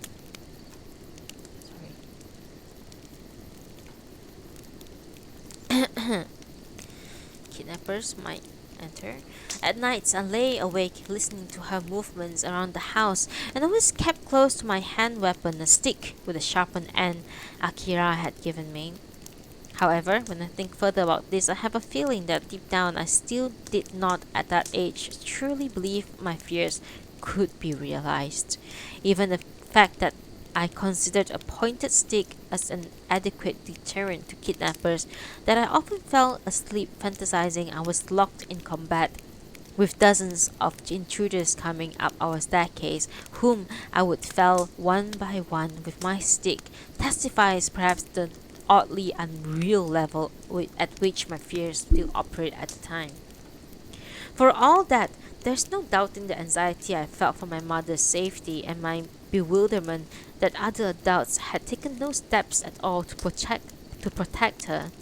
I did not like to let my mother out of my sight during this period, and as I say, I would never have lowered my guard on that day had it been anyone other than Uncle Philip.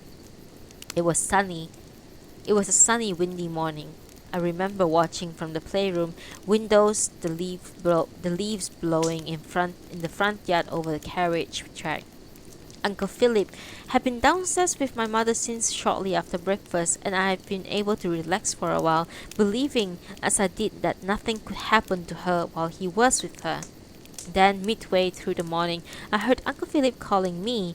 I went out to the landing and looking down over the balcony rail, saw my mother and Uncle Philip standing in the hall gazing up at me. At first, in for the first time in a few weeks, I sensed something cheerful about them, as though they had just been enjoying a joke. The front door was ajar and a long streak of sunlight was falling across the hall. Uncle Philip said, "Look here, Puffin. You're always saying that you want a piano accordion. Well, I intend to buy you one. Now, I spotted an excellent French model in the window of Hanko Road yesterday. Shopkeepers obviously have no idea what it's worth. I propose the two of us go and look it over. If it takes your fancy, then it's yours. Good plan?" This brought me down to the staircase at great speed. I jumped the last 4 steps and circled around the adults, flapping my arms in impersonation of a bird of prey. As I did so, to my delight, I heard my mother laughing in a way I had not heard her laugh for a while. In fact, it is possible it was this very atmosphere, this feeling that things were perhaps starting to return to what they had been, which played a significant part in causing me to lower my guard. I asked Uncle Philip, when could we go? To which he shrugged and said, "Why not now? If we leave it, someone else might spot it. Perhaps someone buying it at this moment, even as we speak." I rushed to the doorway again and my mother laughed. Then she told me that I would have to put on proper shoes and a jacket. I remember thinking of protesting about the jacket, but then deciding not to in case the adults changed their mind, not only about the accordion but also about the whole light-hearted mood we were enjoying. I waved casually to my mother as Uncle Philip and I set off across the front yard. Then several steps on, as I was hurrying towards the waiting carriage, Uncle Philip grasped me by the shoulder, saying, "Look, wave to your mother," despite my already having done so. But I thought nothing of it at the time, and turning as bidden, waved again once more to my mother's figure, elegantly upright in the doorway. For much of the way, the carriage followed the route my mother and I usually took to the city center. Uncle Philip was quiet on the journey, which surprised me a little, but I had never been alone with him in a carriage and assumed this was perhaps his normal custom. Whenever I pointed out to him anything we were passing, he would reply cheerfully enough, but the next moment he would be staring silently once more out the view. The leafy boulevard gave way the narrow crowded streets, and our driver would begin to shout at the rickshaws and pedestrian in our path. We passed the little curio shops of Nanking Road, and I remember craning to see the window of the toy shop on the corner of Guangzhou Road. I had just begun to anticipate the smell of rotting produce as we approached the vegetable market when Uncle Philip suddenly rapped his cane to make the carriage stop. "From here on we'll go on foot," he said to me. "I know a good shortcut. It'll be much quicker." This made perfectly good sense. I knew from the experience how the little streets of Nanking Road could become so clogged with people that a carriage or a motor car would often not move for 5 or 10 minutes at a time. I thus allowed him to help me down from the carriage with no argument. But it was then, I recall, that I had my first presentiment that something was wrong. Perhaps it was something in Uncle Philip's touch as he handed me down. Perhaps there was something else in his manner. But then he smiled and made some remark I did not catch in the noise around us. He pointed towards a nearby alley, and I stayed close behind him as we pushed our way through the good-humored throng. We moved from bright sun to shade, and then suddenly he stopped and turned to me right there in the midst of the jostling crowd. Placing a hand on my shoulder, he asked, "Christopher, do you know where we are now? Can you guess?" I looked around me, and then pointing towards a stone arch under which crowds were pressing around the vegetable stalls, I replied, "Yes, that's Kiang Road through here." "Ah, so you know exactly where we are."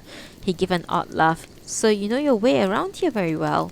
I nodded and waited, the feeling rising from the pit of my stomach that something of great horror was about to unfold. Perhaps Uncle Philip was about to say something else. Perhaps he had planned the whole thing quite differently. But at that moment, as we stood there, jostled on all sides, I believe he saw in my face that the game was up. Hello. Thank you for coming.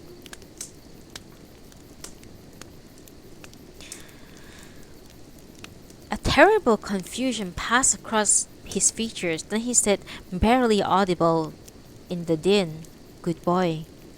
He grasped my shoulder again and let his gaze wander about him. He then appeared to come to a decision I had already anticipated. "Good boy," he said, this time more loudly, his voice trembling with emotion. Then he added, "I didn't want you hurt, you understand that? I didn't want you hurt." And with that, he spun around and vanished into the crowd.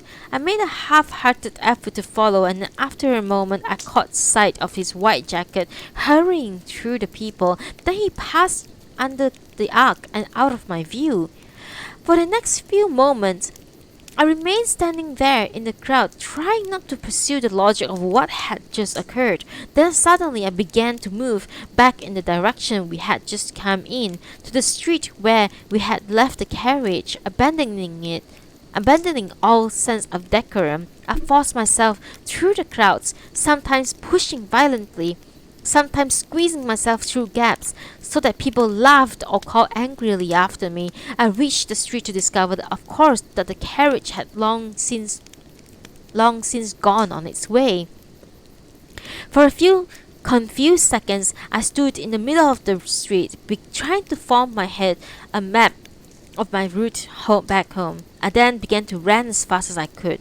I ran down Kiang Road, across the hard uneven stones of Yunnan Road, pushed through more crowds along the Nanking Road, and then when at last I reached the Bubbling Well Road, my breath was already coming in gasps, and I was encouraged that I now had left only this one long straight road relatively free of people.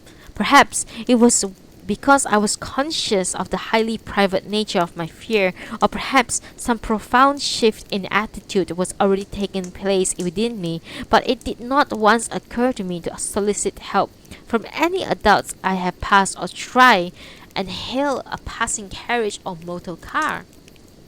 I set off at a run down that long road, and even though I soon began to pant pathetically, even though I knew my gait must have looked appalling to onlooker, even though the heat and exhaustion reduced me to time at times to little more than walking pace. I believe I did not stop at all. Then at last I was going past the American consul's residence and then the Robertsons' home, a turn of Bubbling Well Road into our road, and the second wind took me a remaining distance to our gate.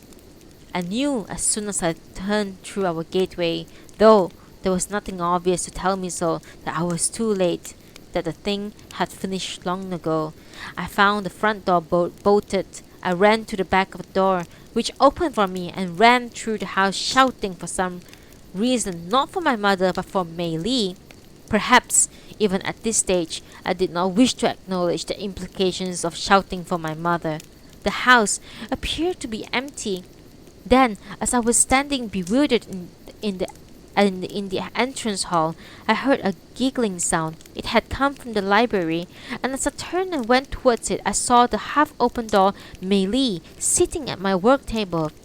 She was sitting very upright, and as I appeared in the doorway, she looked at me and made another giggling sound, as if she were enjoying a private joke and trying to suppress her laughter.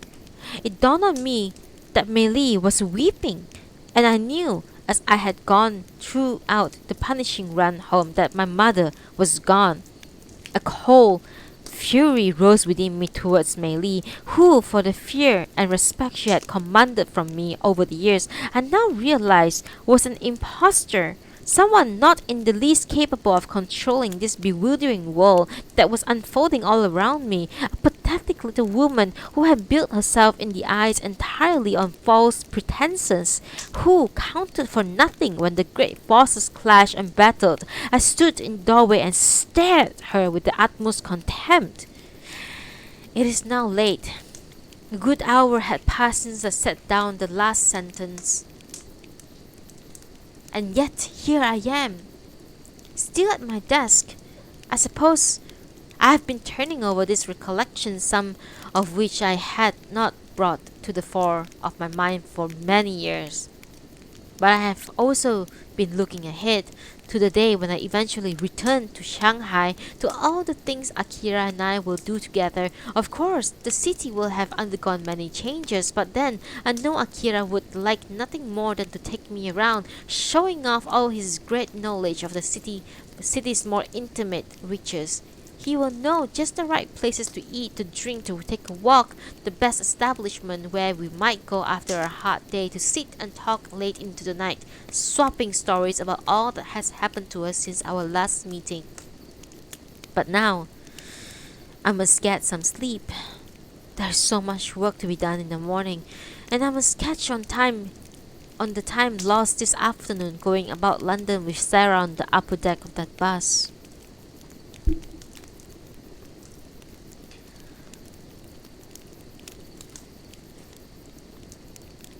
That was the end of part 2, chapter 9. We are now going to continue with part 3 of When We Were Orphans by Kazuo Ishiguro. London, 12th of April 1937, chapter 10. Yesterday, by the time young Jennifer returned from her shopping with Miss Gibbons, the light in my study was already murky. This tall, narrow house, bought with my inheritance following my aunt's death, overlooks a square which, while moderately prestigious, catches less sun than any of its neighbors. I watched her from the study window, down in the square, going back and forth from the taxi cab, lining up shopping bags against the railings, while Miss Gibbons searched in her purse for the fare. When eventually they came in, I could hear them quarreling, and though I shouted a greeting from the landing, decided not to go down. Their quarrel seems trivial, something about what they had and had not bought, but at the moment I was still excited by the morning's letter and the conclusion to which it had led me, and I did not want my triumphant mood broken. By the time I came downstairs, they had long ceased their argument. I found Jennifer roaming around the drawing room with a blindfold over her eyes, hands stretched out before her. "Hello, Jenny," I said, as though spotting nothing unusual about her. "Did you get all you need for the new term?" She was drifting dangerously towards the display cabinet, but I resisted the temptation to call out. She stopped just in time, felt with her hands, and giggled. "Oh, Uncle Christopher, why didn't you warn me?" "Warn you? About what?" "I've gone blind. Can't you tell? I'm blind. Look."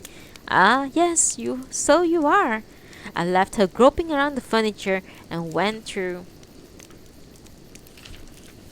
the kitchen, where Miss Gibbons was unpacking a bag on the table. She greeted me politely, but made sure I noticed her glance towards the remains of my lunch abandoned at the far end of the table. Since the departure last week of Polly, our maid, Miss Gibbons has despised any implication that she should even temporarily undertake such duties. "Miss Gibbons," I said to her, "there's something I must discuss with you." Then, looking over my shoulder, lowered my voice. "It's something that has important bearing on Jennifer." "Of course, Mr. Banks. In fact, Miss Gibbons, I wonder if we might step into the conservatory. As I say, it's a matter of some significance." But just at this moment, a crashing noise came from the drawing room. Miss Gibbons, brushing past me, shouted from the doorway, "Jennifer! Stop that! I told you this would happen." "But I'm blind," came the reply. "I can't help it." Miss Gibbons, remembering I had been addressing her, seemed caught up in two minds. In the end, she came back and said quietly, "Excuse me, Mr. Banks, you were saying?" "Actually, Miss Gibbons, I think we'll be able to speak more freely this evening after Jennifer has gone to bed." "Very well. I shall come and see you then." If Miss Gibbons had any foreboding about what I wished to discuss, she did not at that stage show it. She gave me one of her unrevealing smiles before going through to her charge in the drawing room. It is now almost 3 years since I have heard of Jennifer. I had been invited to a supper party by my old school friend Osborne, whom I had not seen for a while. He was still living in those days in the Gloucester Road, and I met for the first time the night young woman who has since become his wife. Among his other guests that evening was Lady Beaton, the widow of the well-known philanthropist. Perhaps because the guests were all strangers to me, they spent much of the evening telling jokes about people I knew nothing about. I found myself talking rather a lot to Lady Beaton, so much so that I feared at times I was becoming a burden to her. In any case, it was just after the soup had been served that she began to tell me about the sad case she had recently come across in the capacity as treasurer of a charity concerned with the welfare of orphans. A couple had been drowned in a boating accident in Cornwall 2 years earlier, and their only child, a girl now 10, was at present living out in Canada with her grandmother. This old lady was evidently in poor health, rarely went out or received callers. "When I was over in Toronto last month," Lady Beaton told me, "I decided to call on them myself. The poor little thing was miserable. She so Mrs. England. And as for the old lady, she can barely look after herself, never mind a young girl." "Will your organization be able to help her?" "I'll do my best for her, but we have so many cases, you see. And strictly speaking, she isn't a priority. After all, she does have a roof over her head, and her parents have left her reasonably well provided for. But the thing is about this sort of work is that it's not to get too personal about it. Having met the poor girl, one cannot help but get involved. She has such a good spirit about her, quite unusual, even though she was clearly so unhappy." It is possible she told me a few further things about Jennifer as we continued with the meal. I remember listening politely, but saying very little. It was only much later out in the hall, as the guests were leaving, the Osborne was appealing to us to stay a little longer, that I took Lady Beaton to one side. "I hope you don't think this is inappropriate," I said, "but this girl you were telling me earlier, this Jennifer, I would like to do something to help. In fact, Lady Beaton, I'll be quite prepared to take her in. Perhaps I should not hold it against her that her first reaction was to recoil with a look of suspicion. At least that is how it appeared to me. Eventually, she said, "That's very good of you, Mr. Banks. I will, if I may, get in touch with you with the matter." "I'm quite serious, Lady Beaton. I recently came in on an inheritance, so I'll be quite able to provide for her." "I'm sure that's so, Mr. Banks. Well, let us speak further about it." With that, she turned to some other guests to exchange boisterous farewells. But Lady Beaton did indeed get in touch with me less than a week later. Possibly she had been making inquiries about my character. Perhaps it was simply that she had had time to think things over. In any case, her attitude had quite changed. Over the lunch at Cafe Royale, and during our subsequent meetings, she could not have been warmer towards me, and Jennifer duly arrived at my new house just 4 months after the dinner at Osborne's apartment. She was accompanied by a Canadian nurse named Miss Hunter, who departed again a week later, cheerfully kissing the girl on the cheek, reminding her to write to her grandmother. Jennifer considered carefully the choice of the 3 bedrooms I offered her, and decided on the smallest because she said the little wooden ledge running along one wall would be perfect for her collection. This, I soon discovered, comprised some carefully selected seashells, nuts, dried leaves, pebbles, and few other such items she had gathered over the years. She positioned the objects carefully on the ledge and called me in one day to inspect. "I have given each a name," she explained. "I realize that's a silly sort of thing to do, but I do so love them. One day, Uncle Christopher, when I'm not busy, I'll tell you all about each of them. Please, will you tell Polly to be extra careful when she cleans in here?" Lady Beaton came to assist me in conducting a few interviews for a nanny, but it was Jennifer herself, eavesdropping on the proceedings in the next room, who proved the most decisive influence. She would emerge after each candidate had left to deliver a damning verdict. "A complete horror," she pronounced of one woman. "That's obvious nonsense about her last charge dying of pneumonia. She poisoned her." Of another, she said, "We can't possibly have her. Far too nervous." Miss Givens struck me during her interview as dull and rather cold, but for some reason it was she who immediately won Jennifer's approval. And it must be said, in the 2.5 years since then, she has justified Jennifer's belief in her. Almost everyone to whom I introduced Jennifer remarked on how self-possessed she appeared for one who had experienced such tragedy. Indeed, she did have remarkably assured manner, and in particular a capacity to make light of setbacks which might have brought other girls her age to tears. A good example of this was her reaction concerning her trunk. She had, for some weeks after her arrival, made repeated references to her trunk that would arrive by sea from Canada. I remember, for instance, her describing to me once in some detail a wooden merry-go-round someone had made for her that was coming in trunk. On one occasion when I complimented her on a particular costume she and Miss Givens had brought back from Selfridges, she had looked at me solemnly and said, "I had a hairband to match it perfectly. It's coming in my trunk." However, I received one day a letter from the shipping company apologizing for the loss of the trunk at the sea and offering compensation. When I told Jennifer of this, she first simply stared. Then she gave a light laugh and said, "Well, in that case, Miss Givens and I will just have to go on an enormous spending spree." When after 2 or 3 days she had still shown no sign of distress over her loss, I felt inclined to have a talk with her, and one morning after breakfast, spotting her wandering about in the garden, went out to join her. It was a crisp, sunny morning. My garden is not large, even by city standard, a green rectangle overlooked by any number of our neighbors, but it was well laid out and has, despite everything, a pleasing sense of sanctuary. When I stepped down onto the lawn, Jennifer was drifting about the garden with a toy horse in her hand, dreamily walking it along the tops of the hedges and bushes.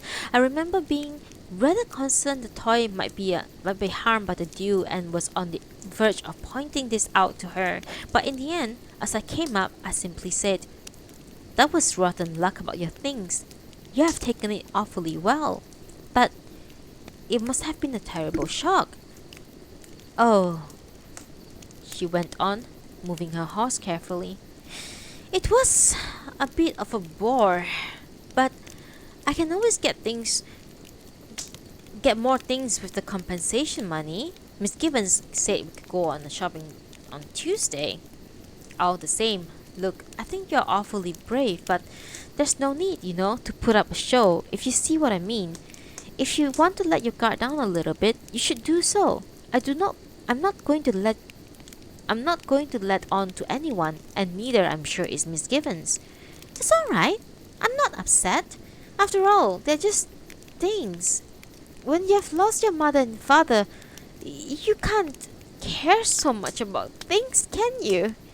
With that, she gave a little laugh. This is one of the few instances I can now recall with her mentioning her parents. I laughed too, and saying, "I suppose not," started to walk back to the house. But then I turned to her again and said, "Jenny, I'm not sure that's true. You might say a thing like that to a lot of people and they would believe you. But you see, I know it's not true. When I came from Shanghai, the things that came in my trunk, those things, they were important to me. They remain so. Will you show them to me? Show them to you? Well, most of it wouldn't mean anything to you. But I like Chinese things. I would like to see them." "Most of it isn't Chinese as such," I said. "Well, what I'm trying to say is that for me, my trunk was special. If it had got lost, I would have been very upset." She shrugged and put her horse up to her creek. "I was upset, but then I'm not anymore. You have to look forward in life." "Yes, whoever told you that is quite right." "All right, as you will. Forget your trunk for now. But remember," I trailed off, not knowing what I intended to say. "What?" Nothing. Just remember, if there's anything you want to tell me or anything that's troubling you, I'm always here." "All right," she said brightly. As I stepped back to the house, I glanced behind me and saw she was roaming about the garden once more, moving her horse in dreamy arc through the air. I did not make such promises to Jennifer lightly. At that time, it was my intention entirely to fulfill them, and my fondness for Jennifer only grew in the days that followed. And yet here I am today, planning to desert her for how long, I do not even know. It is, of course, possible I am exaggerating her dependence on me. If all goes well, moreover, I may well be back in London before the next school holidays, and she will hardly notice my absence. And yet, I am obliged to admit that as I was to Miss Gibbons when she asked me flatly last night that I may be gone a little longer. It is this very indefiniteness that betrays my priorities, and I have no doubt Jennifer will not be slow to draw her own conclusion. Whatever brave face she puts on, I know she will see my decision as a betrayal. It is not easy to explain how things have come to this. What I can say is that it began some years ago, from well before Jennifer's arrival, a vague feeling I would get from time to time, a feeling that someone or other disapproved of me and was only just managing to conceal it. Curiously, these moments tended to occur in the company of the very people whom I might have expected to be most appreciative of my achievements. When talking to some statesman at a dinner, say, or to a police officer, or even to a client, I would be suddenly surprised by the coldness of a handshake, a curt remark inserted amidst pleasantries, a polite aloofness just where I might have expected gushing gratitude. Initially, whenever such incidents occurred, I would search my memory for some offense I might inadvertently have caused in particular individual, but eventually I was obliged to conclude that such reactions had to do with something more general in people's perceptions of me. Because what I'm talking about here is so nebulous, it is not easy to recall instances to serve as a clear illustrations.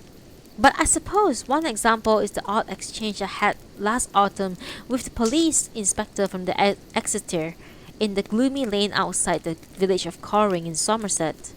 It was one of the most dispiriting crimes I have ever investigated. I did not arrive in the village until 4 days after the bodies of the children had been discovered in the lane, and the constant rainfall had turned the ditch where they had been found into a muddy stream, making the gathering of relevant evidence no simple affair. Nonetheless, by the time I heard the inspector's footstep approaching, I had formed a fairly clear view of what had occurred. A most disturbing business, I said to him as he came up to me. It sickened me, Mr. Banks, the inspector said. Truly sickened me. I had been crouching down and examining the hedge, but now rose to my feet and we stood facing one another in the steady drizzle. Then he said, You know, sir, just at this moment, I dearly wish I had become a carpenter. That's what my father wished of me. I really do, sir.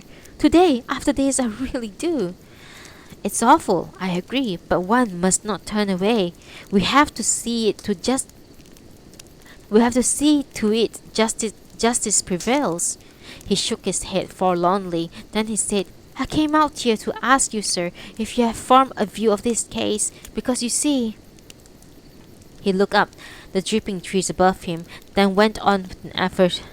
You see, my own investigations do lead me towards a certain conclusion, a conclusion I'm somewhat loath to reach. I looked at him gravely and nodded. I fear your conclusion is correct, I said solemnly. 4 days ago, this looked to be as horrific a crime scene as one could imagine, but now it seems the truth is even more ghastly. How can that be, sir? The inspector had gone very pale. How can such thing be possible? Even after all these years, I can't comprehend such... He fell silent and turned away from me. Unfortunately, I see no other possibility, I said quietly. It is indeed shocking. It's as if we are looking right into the depth of the darkness. Some madman who was passing, something of that order. I could have accepted this, but this... I am still loath to believe it. I fear you must, I said. We must accept it, because it is what happened. You sure of it, sir? I am sure of it. He was gazing across the neighboring fields to the row of cottages in the distance.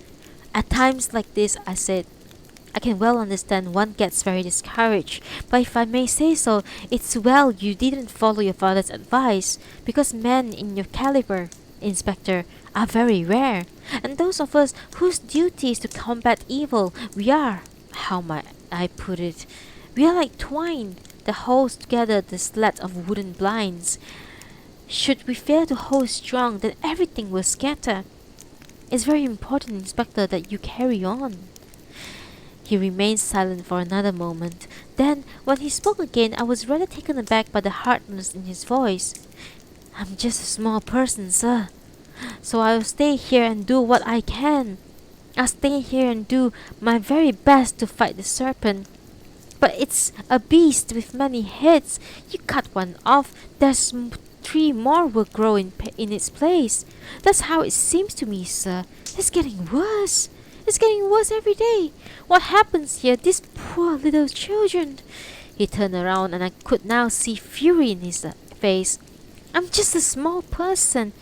If I was a greater man, and here, without a doubt, he looked accusingly straight into my eyes. If I were a greater man, then I tell you, sir, I would hesitate no longer.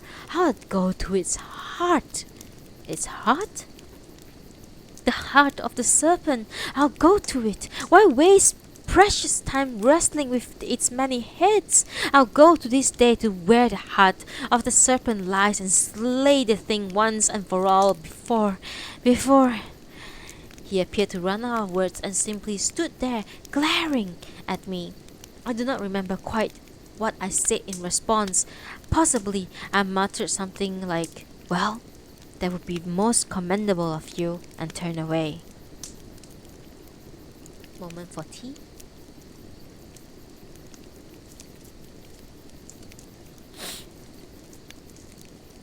Then there was the incident from last summer. On the occasion I visited the Royal Geographical Society to hear H.L. Mortimer deliver his lecture. It was a very warm evening.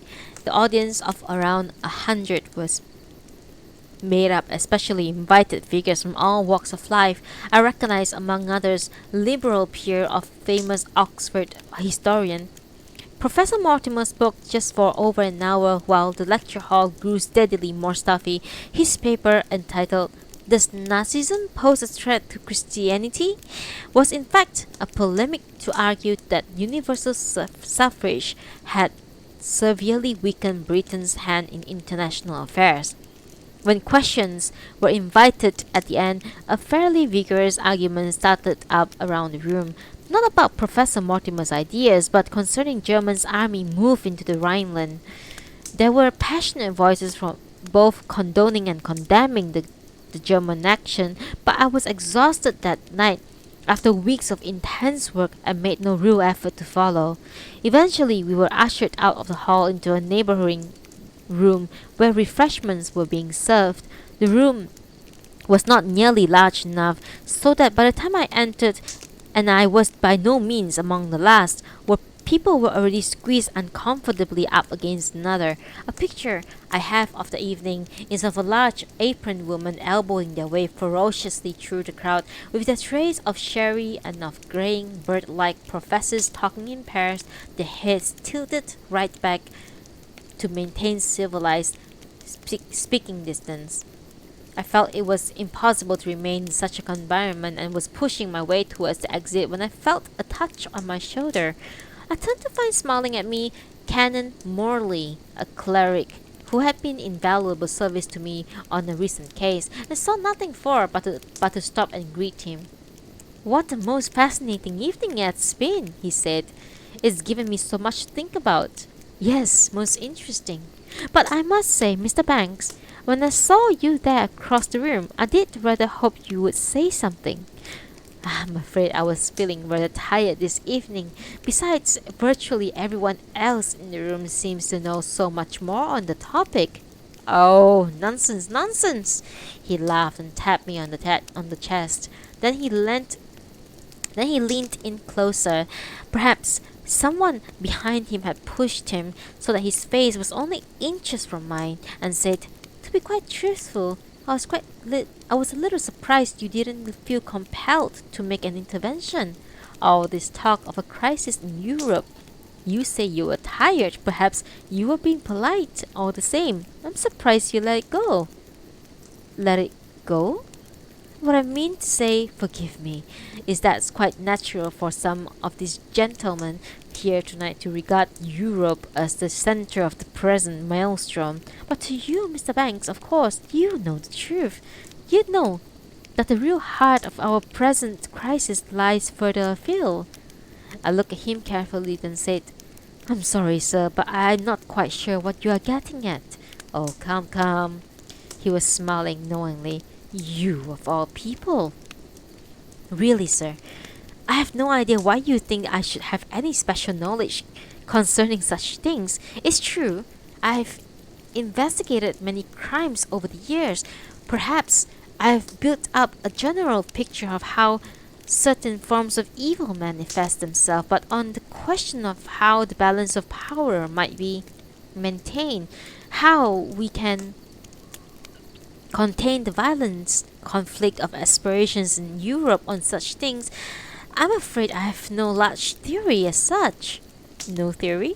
Perhaps not." Canon Morley went on smiling at me. But you do have, shall we say, a special relationship to what is, in truth, the source of all our current anxieties. Oh, come on, my dear fellow. You know perfectly well to what I'm referring to. You know better than anyone in the eye of the storm to be found not in Europe at all, but in the Far East, in Shanghai to be exact. Shanghai? I said lamely. Yes, I suppose. I suppose there's some problems in that city. Problems indeed. And what was once just a local problem had been allowed to fester and grow, to spread its poison over the years ever further across the world, right through our civilization. And I hardly need to remind you of this. I think you will find, sir, I said, no longer trying to hide my irritation, that I work very hard over the years to check the spread of crime and evil wherever it has manifested itself. But of course, I've been able to do so only within my own limited sphere. As for what occurs in faraway places, surely, sir, you can't hardly expect me to. Oh, come on, really?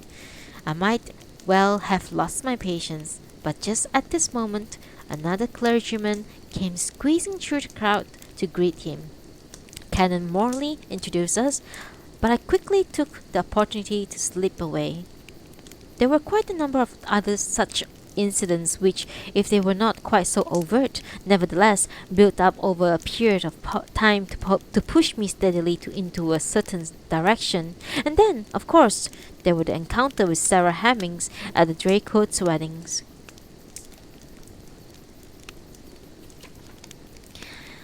Chapter 11.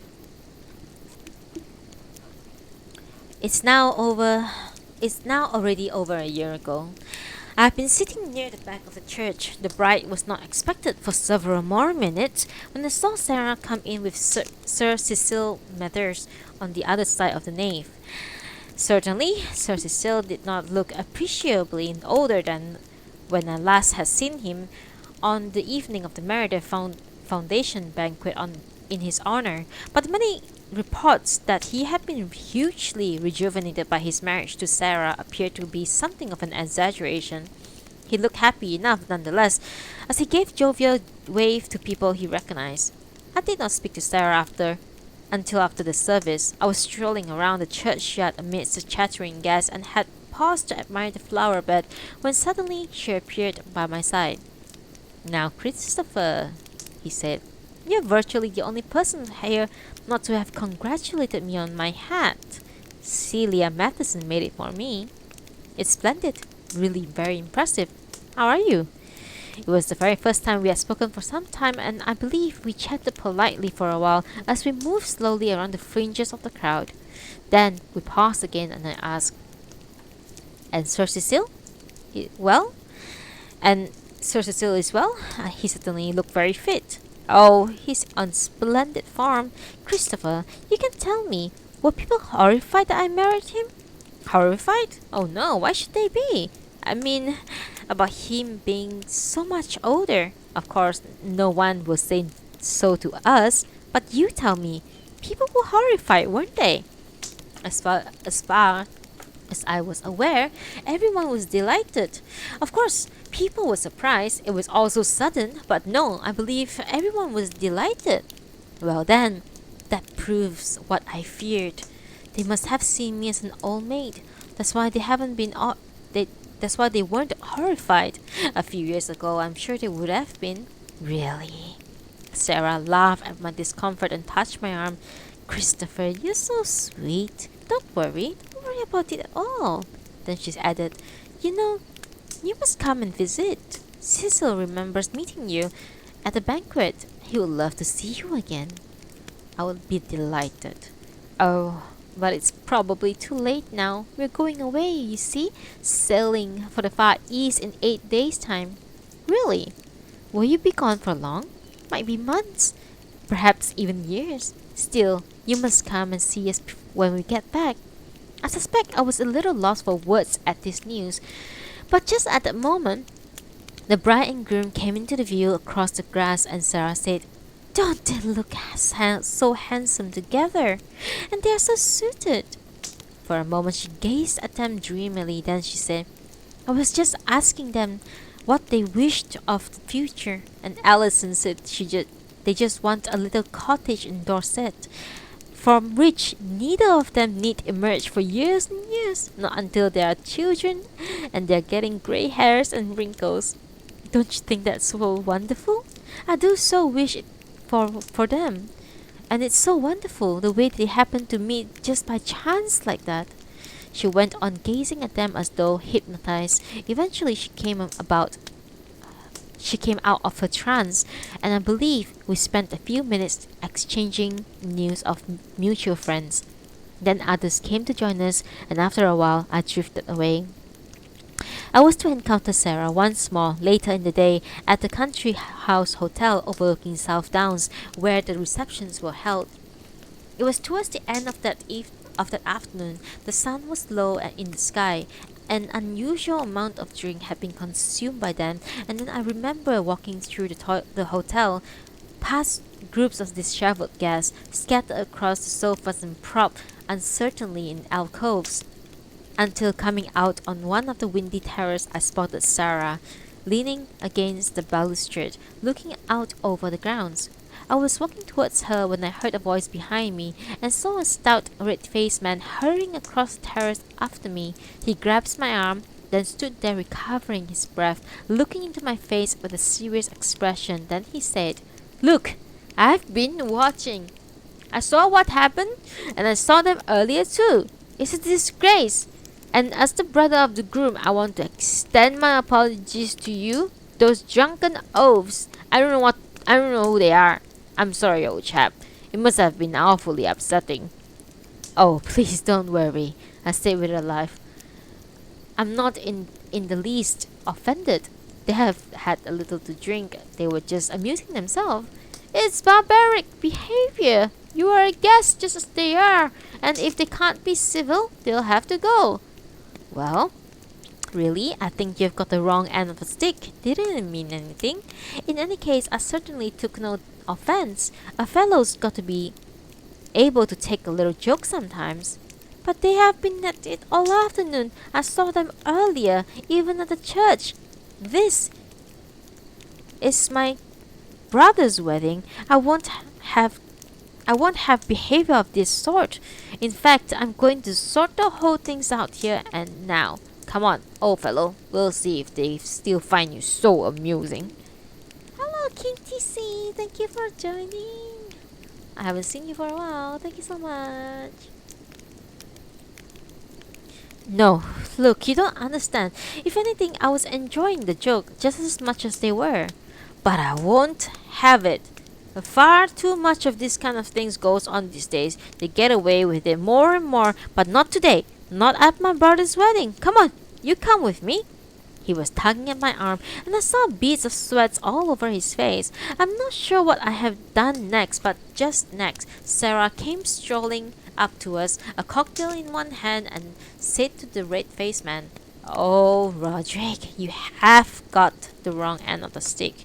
Those are friends of Christopher's. Besides, Christopher's the last person you need to protect.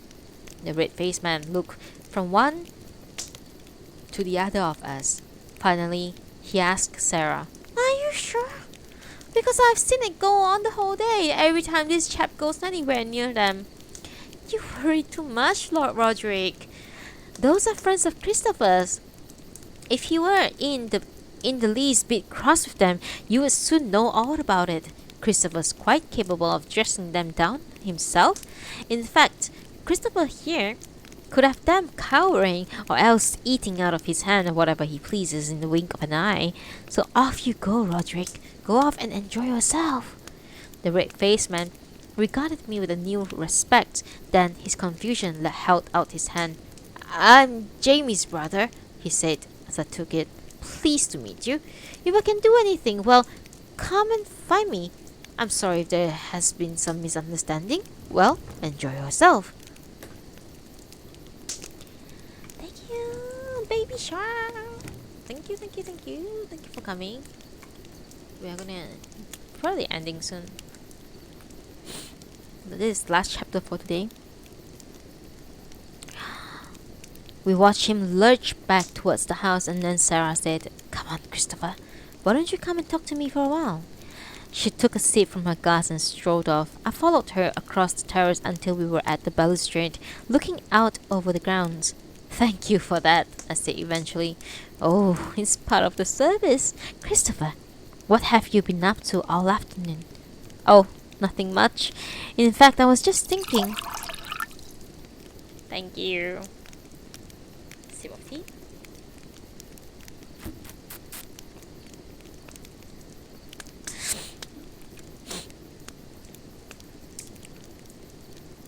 In fact, I was just thinking about a night a few years ago, that banquet for Sir Cecil.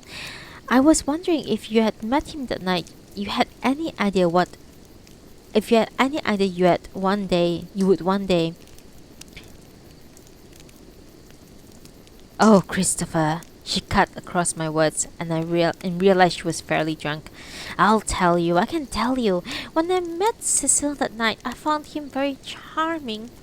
But really, I thought nothing more of him. It was only much later, a year, or even more. Oh yes, I'll tell you. You're such a dear friend. I was at this supper and people were talking about Mussolini, and some of the men were saying that it wasn't a joke anymore. There could be, another war, even worse than the last one. And then someone brought up Cecil's name. Said we needed people like him more than ever at a time like this, and we really shouldn't have retired. Surely he had been plenty of steam left yet. Then someone said, he's the man to undertake the great mission. And someone else said, no, it's not fair on him. He's too old. He's got no cliques left. He doesn't even have a wife now. And that's when it came to me. I thought, well, even a great man like that, with all his achievements, he needs someone who will make all the difference, someone to help him at the end of his career to sum up what's needed for one last great push. She fell quiet for a moment, so I said, "And it would appear Sir Cecil came to see that way too." "I can be persuasive when I wish to be, Christopher. Besides, he says he fell in love with me right from the time he first saw me at the banquet." How splendid! Below us, down on the grass, some way in the distance, several guests were larking about by the pond.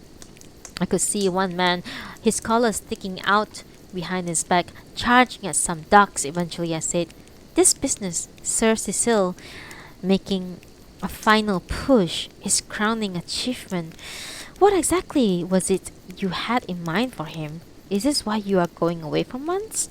Sarah took a deep breath and gazed and became serious and steady.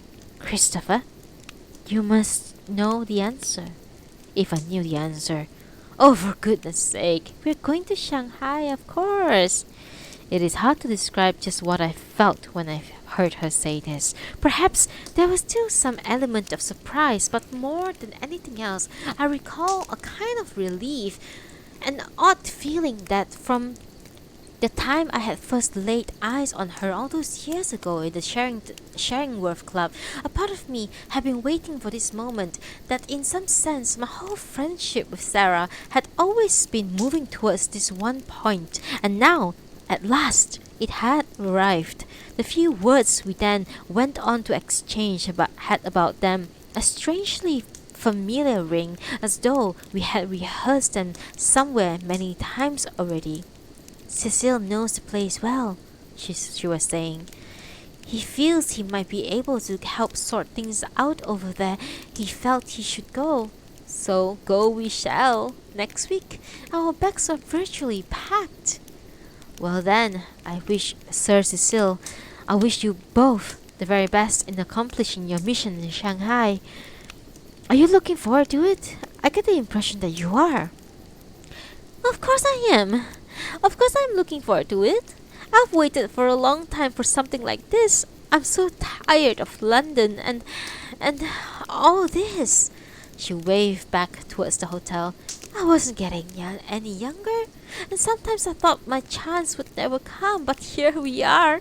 We are going to Shanghai. Now, Christopher, what's the matter?" I suppose This might sound rather feeble to you, I said, but I'll say it anyway. You see, it's always my intention to return to Shanghai myself. I mean, to to solve the problems there. That's always been my intention. For a moment, she went on gazing at the sunset. Then, she turned and smiled at me. I thought her smile was full of sadness and tinged with rebuke. She reached out a hand and touched me gently on the cheek, then turned back to the view again. Perhaps Cecil will solve things quickly in Shanghai, she said. Perhaps he won't. In any case, we might be there a long time. So if what you said is true, Christopher, then it's quite possible we shall see you out there, isn't it? Yes, I said, indeed. I was not used to see Sarah Hemmings again before she set sail.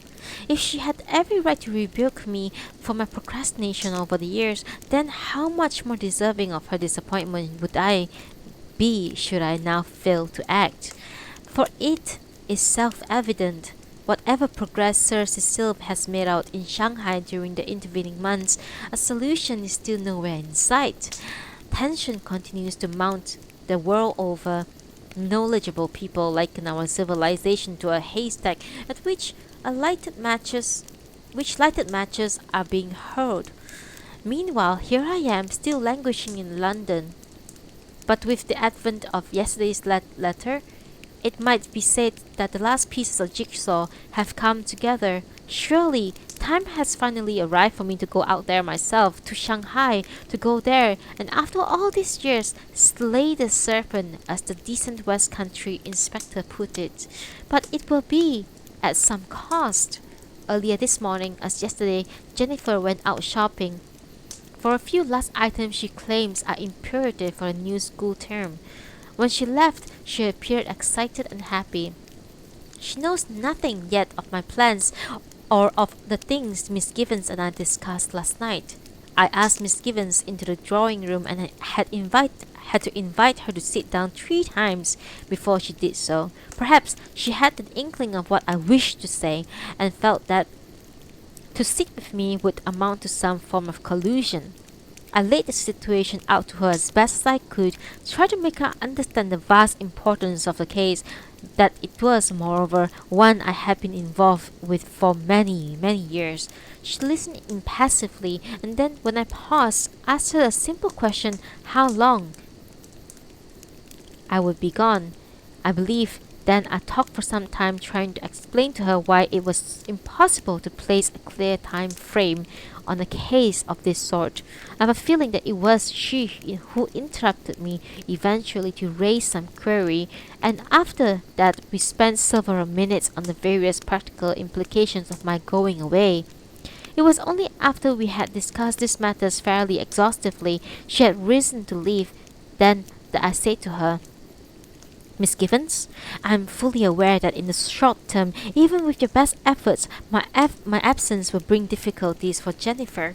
But I wonder if you considered that in the longer term, it's almost certainly in our best interest, Jenny's and mine, that I pursue the course that I've just outlined for you.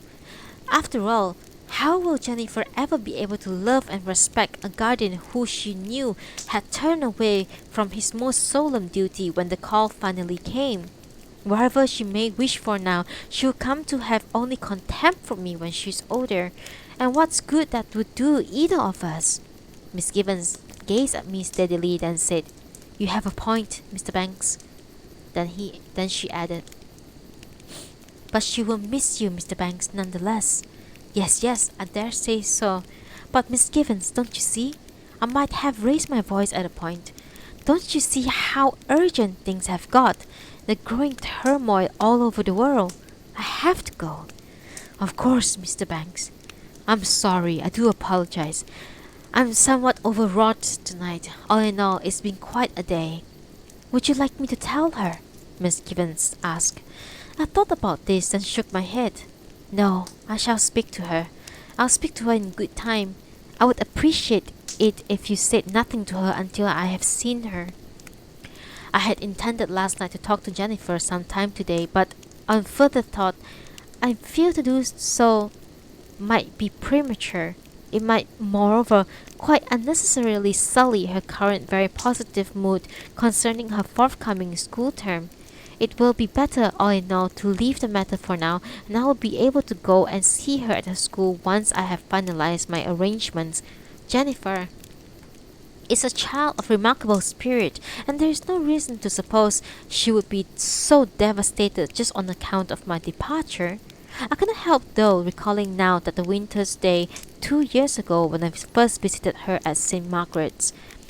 I had been conducting an investigation not far away, and this still being early in her career at the school, I had decided to call to check that all was well. The school comprises a large manor house surrounded by several acres of ground. Behind the house, the lawn sloped down to a lake. Perhaps on account of this latter, on each of the 4 occasions I have visited the school, I have found mist enveloping the place. Geese wander freely, while sullen gardeners tend to the marshy grounds. It is, by and large, a rather austere atmosphere, though the mistresses, in so far I have seen them, present a warmer face. On that particular day, I remember certain Miss Nutting, a kindly woman in her 50s, leading me through the chilly corridors. At one point, she pursued an alcove and, lowering her voice, said to me, "All things considered, Mr. Banks, she's settling in as well as can be expected. After all, there are bound to be difficulties for her at the start, while the other girls still see her as a newcomer, and 1 or 2 of them can be a little cruel sometimes, but by next term, that will all be behind her, I'm sure." Jennifer was waiting for me at the large oak panel room, where a log was smouldering in the fireplace. The mistress left us, and Jennifer smiled rather shyly from where she was standing in front of the mantelpiece. "They don't keep things very warm here," I said, rubbing my hands towards the fire. "Oh, you should feel how cold it is in our dorms! Icicles on your sheets!" she giggled. I sat down in a chair close to the fire, and she remained standing. I had feared she might feel awkward seeing me in the different contexts, but soon she began to chat quite freely about her badminton, the girls she liked, the food, and which she said was stew, stew, stew. It's sometimes difficult. I put in at one point. When you are new, they're not ganging up on you or anything? "Oh no," she said. "Well, there's a bit of teasing sometimes, but they don't mean anything by it. They're all nice girls here." We had been talking for about 20 minutes or so when I rose to my feet and handed her the cardboard box I had brought in my briefcase. "Oh, what is it?" she exclaimed excitedly. "Jenny, it's not a present, not as such." She caught the warning in my voice and looked at the box in her hand with such wariness. "Then what is it?" she asked. "Open it, see for yourself." I watched her remove the lid of the box, roughly the size of a shoebox, and stare inside. Her expression, already cautious, did not change at all. Then she reached in a hand and touched something. "I'm afraid," I said gently, "that is all I could recover. Your trunk, I discovered, wasn't lost at sea at all, but stolen along with 4 others from London Depot. I did what I could, but I fear the thieves simply destroyed what they couldn't sell easily. I could find no trace of the clothes and such, just these little things." She had brought out a bracelet and was examining it carefully as though checking for blemishes. She put it back, then took out a pair of silver bells and examined them in the same way. Then she put the lid back on the box and looked at me. "It's very kind of you, Uncle Christopher," she said quietly. You must be so busy." "It wasn't any trouble. I'm just sorry I couldn't recover any more." "It was very kind of you." "Well, I had better let you get back to your geography lesson. I didn't come at a very convenient time." She did not move, but continued to stand there quietly, gazing at the box in her hands. Then she said, "When you are at school, sometimes you forget. Just sometimes. You count the days until the holidays like other girls do. Then You think you'll see Mother and Papa again. Even in these circumstances, it still came as a surprise to hear her mention her parents. I waited for her to say more, but she did not. She simply gazed up at me as though she had just put me to a question. In the end, I said, "It's very difficult sometimes, I know. It's as if your whole world's collapsed around you. But I'll say this for you, Jenny. You are making a marvelous job of putting the pieces together again. You really are. I know it can never quite be the same, but I know you have it in you to go on now and build a happy future for yourself. And I'll always be here to help you. I want you to know that." "Thank you," she said. "And thank you for this." As far as I recall, that is how our meeting ended that day. We moved beyond the relative warmth of the fire, across the draughty room, and out into the corridor where I watched her walk away, back to her class. That winter afternoon was 2 years ago. I had no idea that my words to her were anything more than well-founded. When I next visit St. Margaret's to say goodbye, we may well meet again in the same draughty room, by the same fire. If so, things will be all the harder for me, for there is little chance Jennifer will fail to remember very clearly our last encounter there. But she's an intelligent girl, and whatever her immediate emotions, she may well understand all that I will say to her.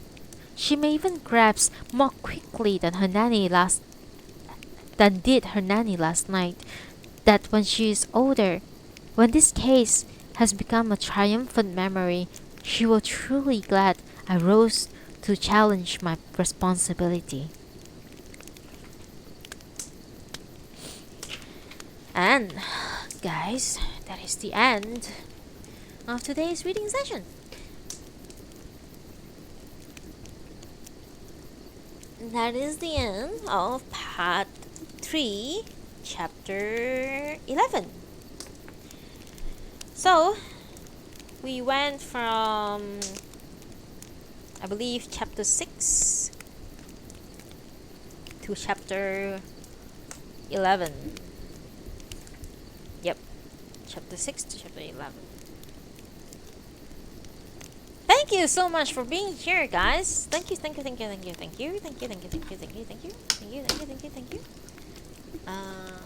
Oh my god.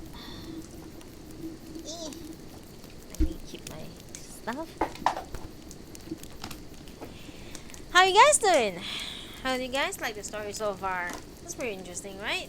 It really reminds me a lot of The Remains of the Day, the way it's written. It's this Kazuo Ishiguro style of reading.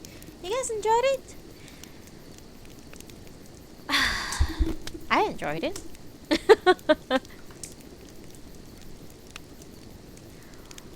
Thank you, Baby Shark, for coming in. Thank you so much. That was really nice. Thank you so much. Thank you to Magnus and Helen. Thank you so much. Of course, Ando, I haven't seen you for a while. Did you change your model? You seem tinier somehow. I don't know why.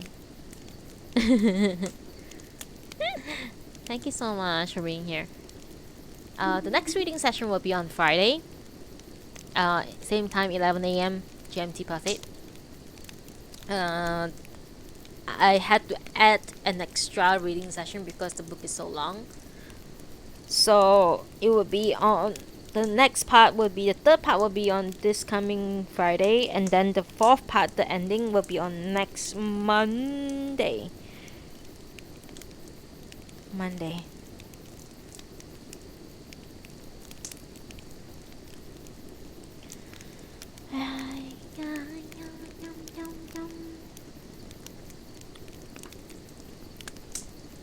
Thank you so much, guys, for being here, for listening.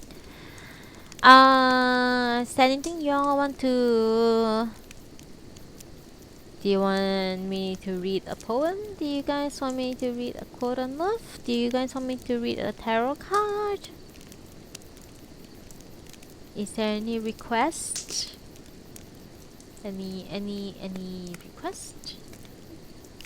so far.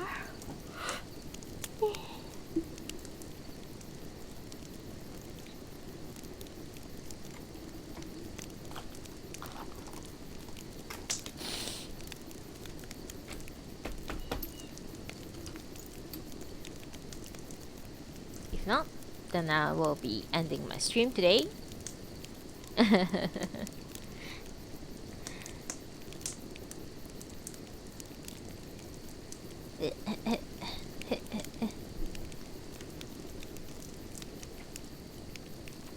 Oh my god, what am I doing?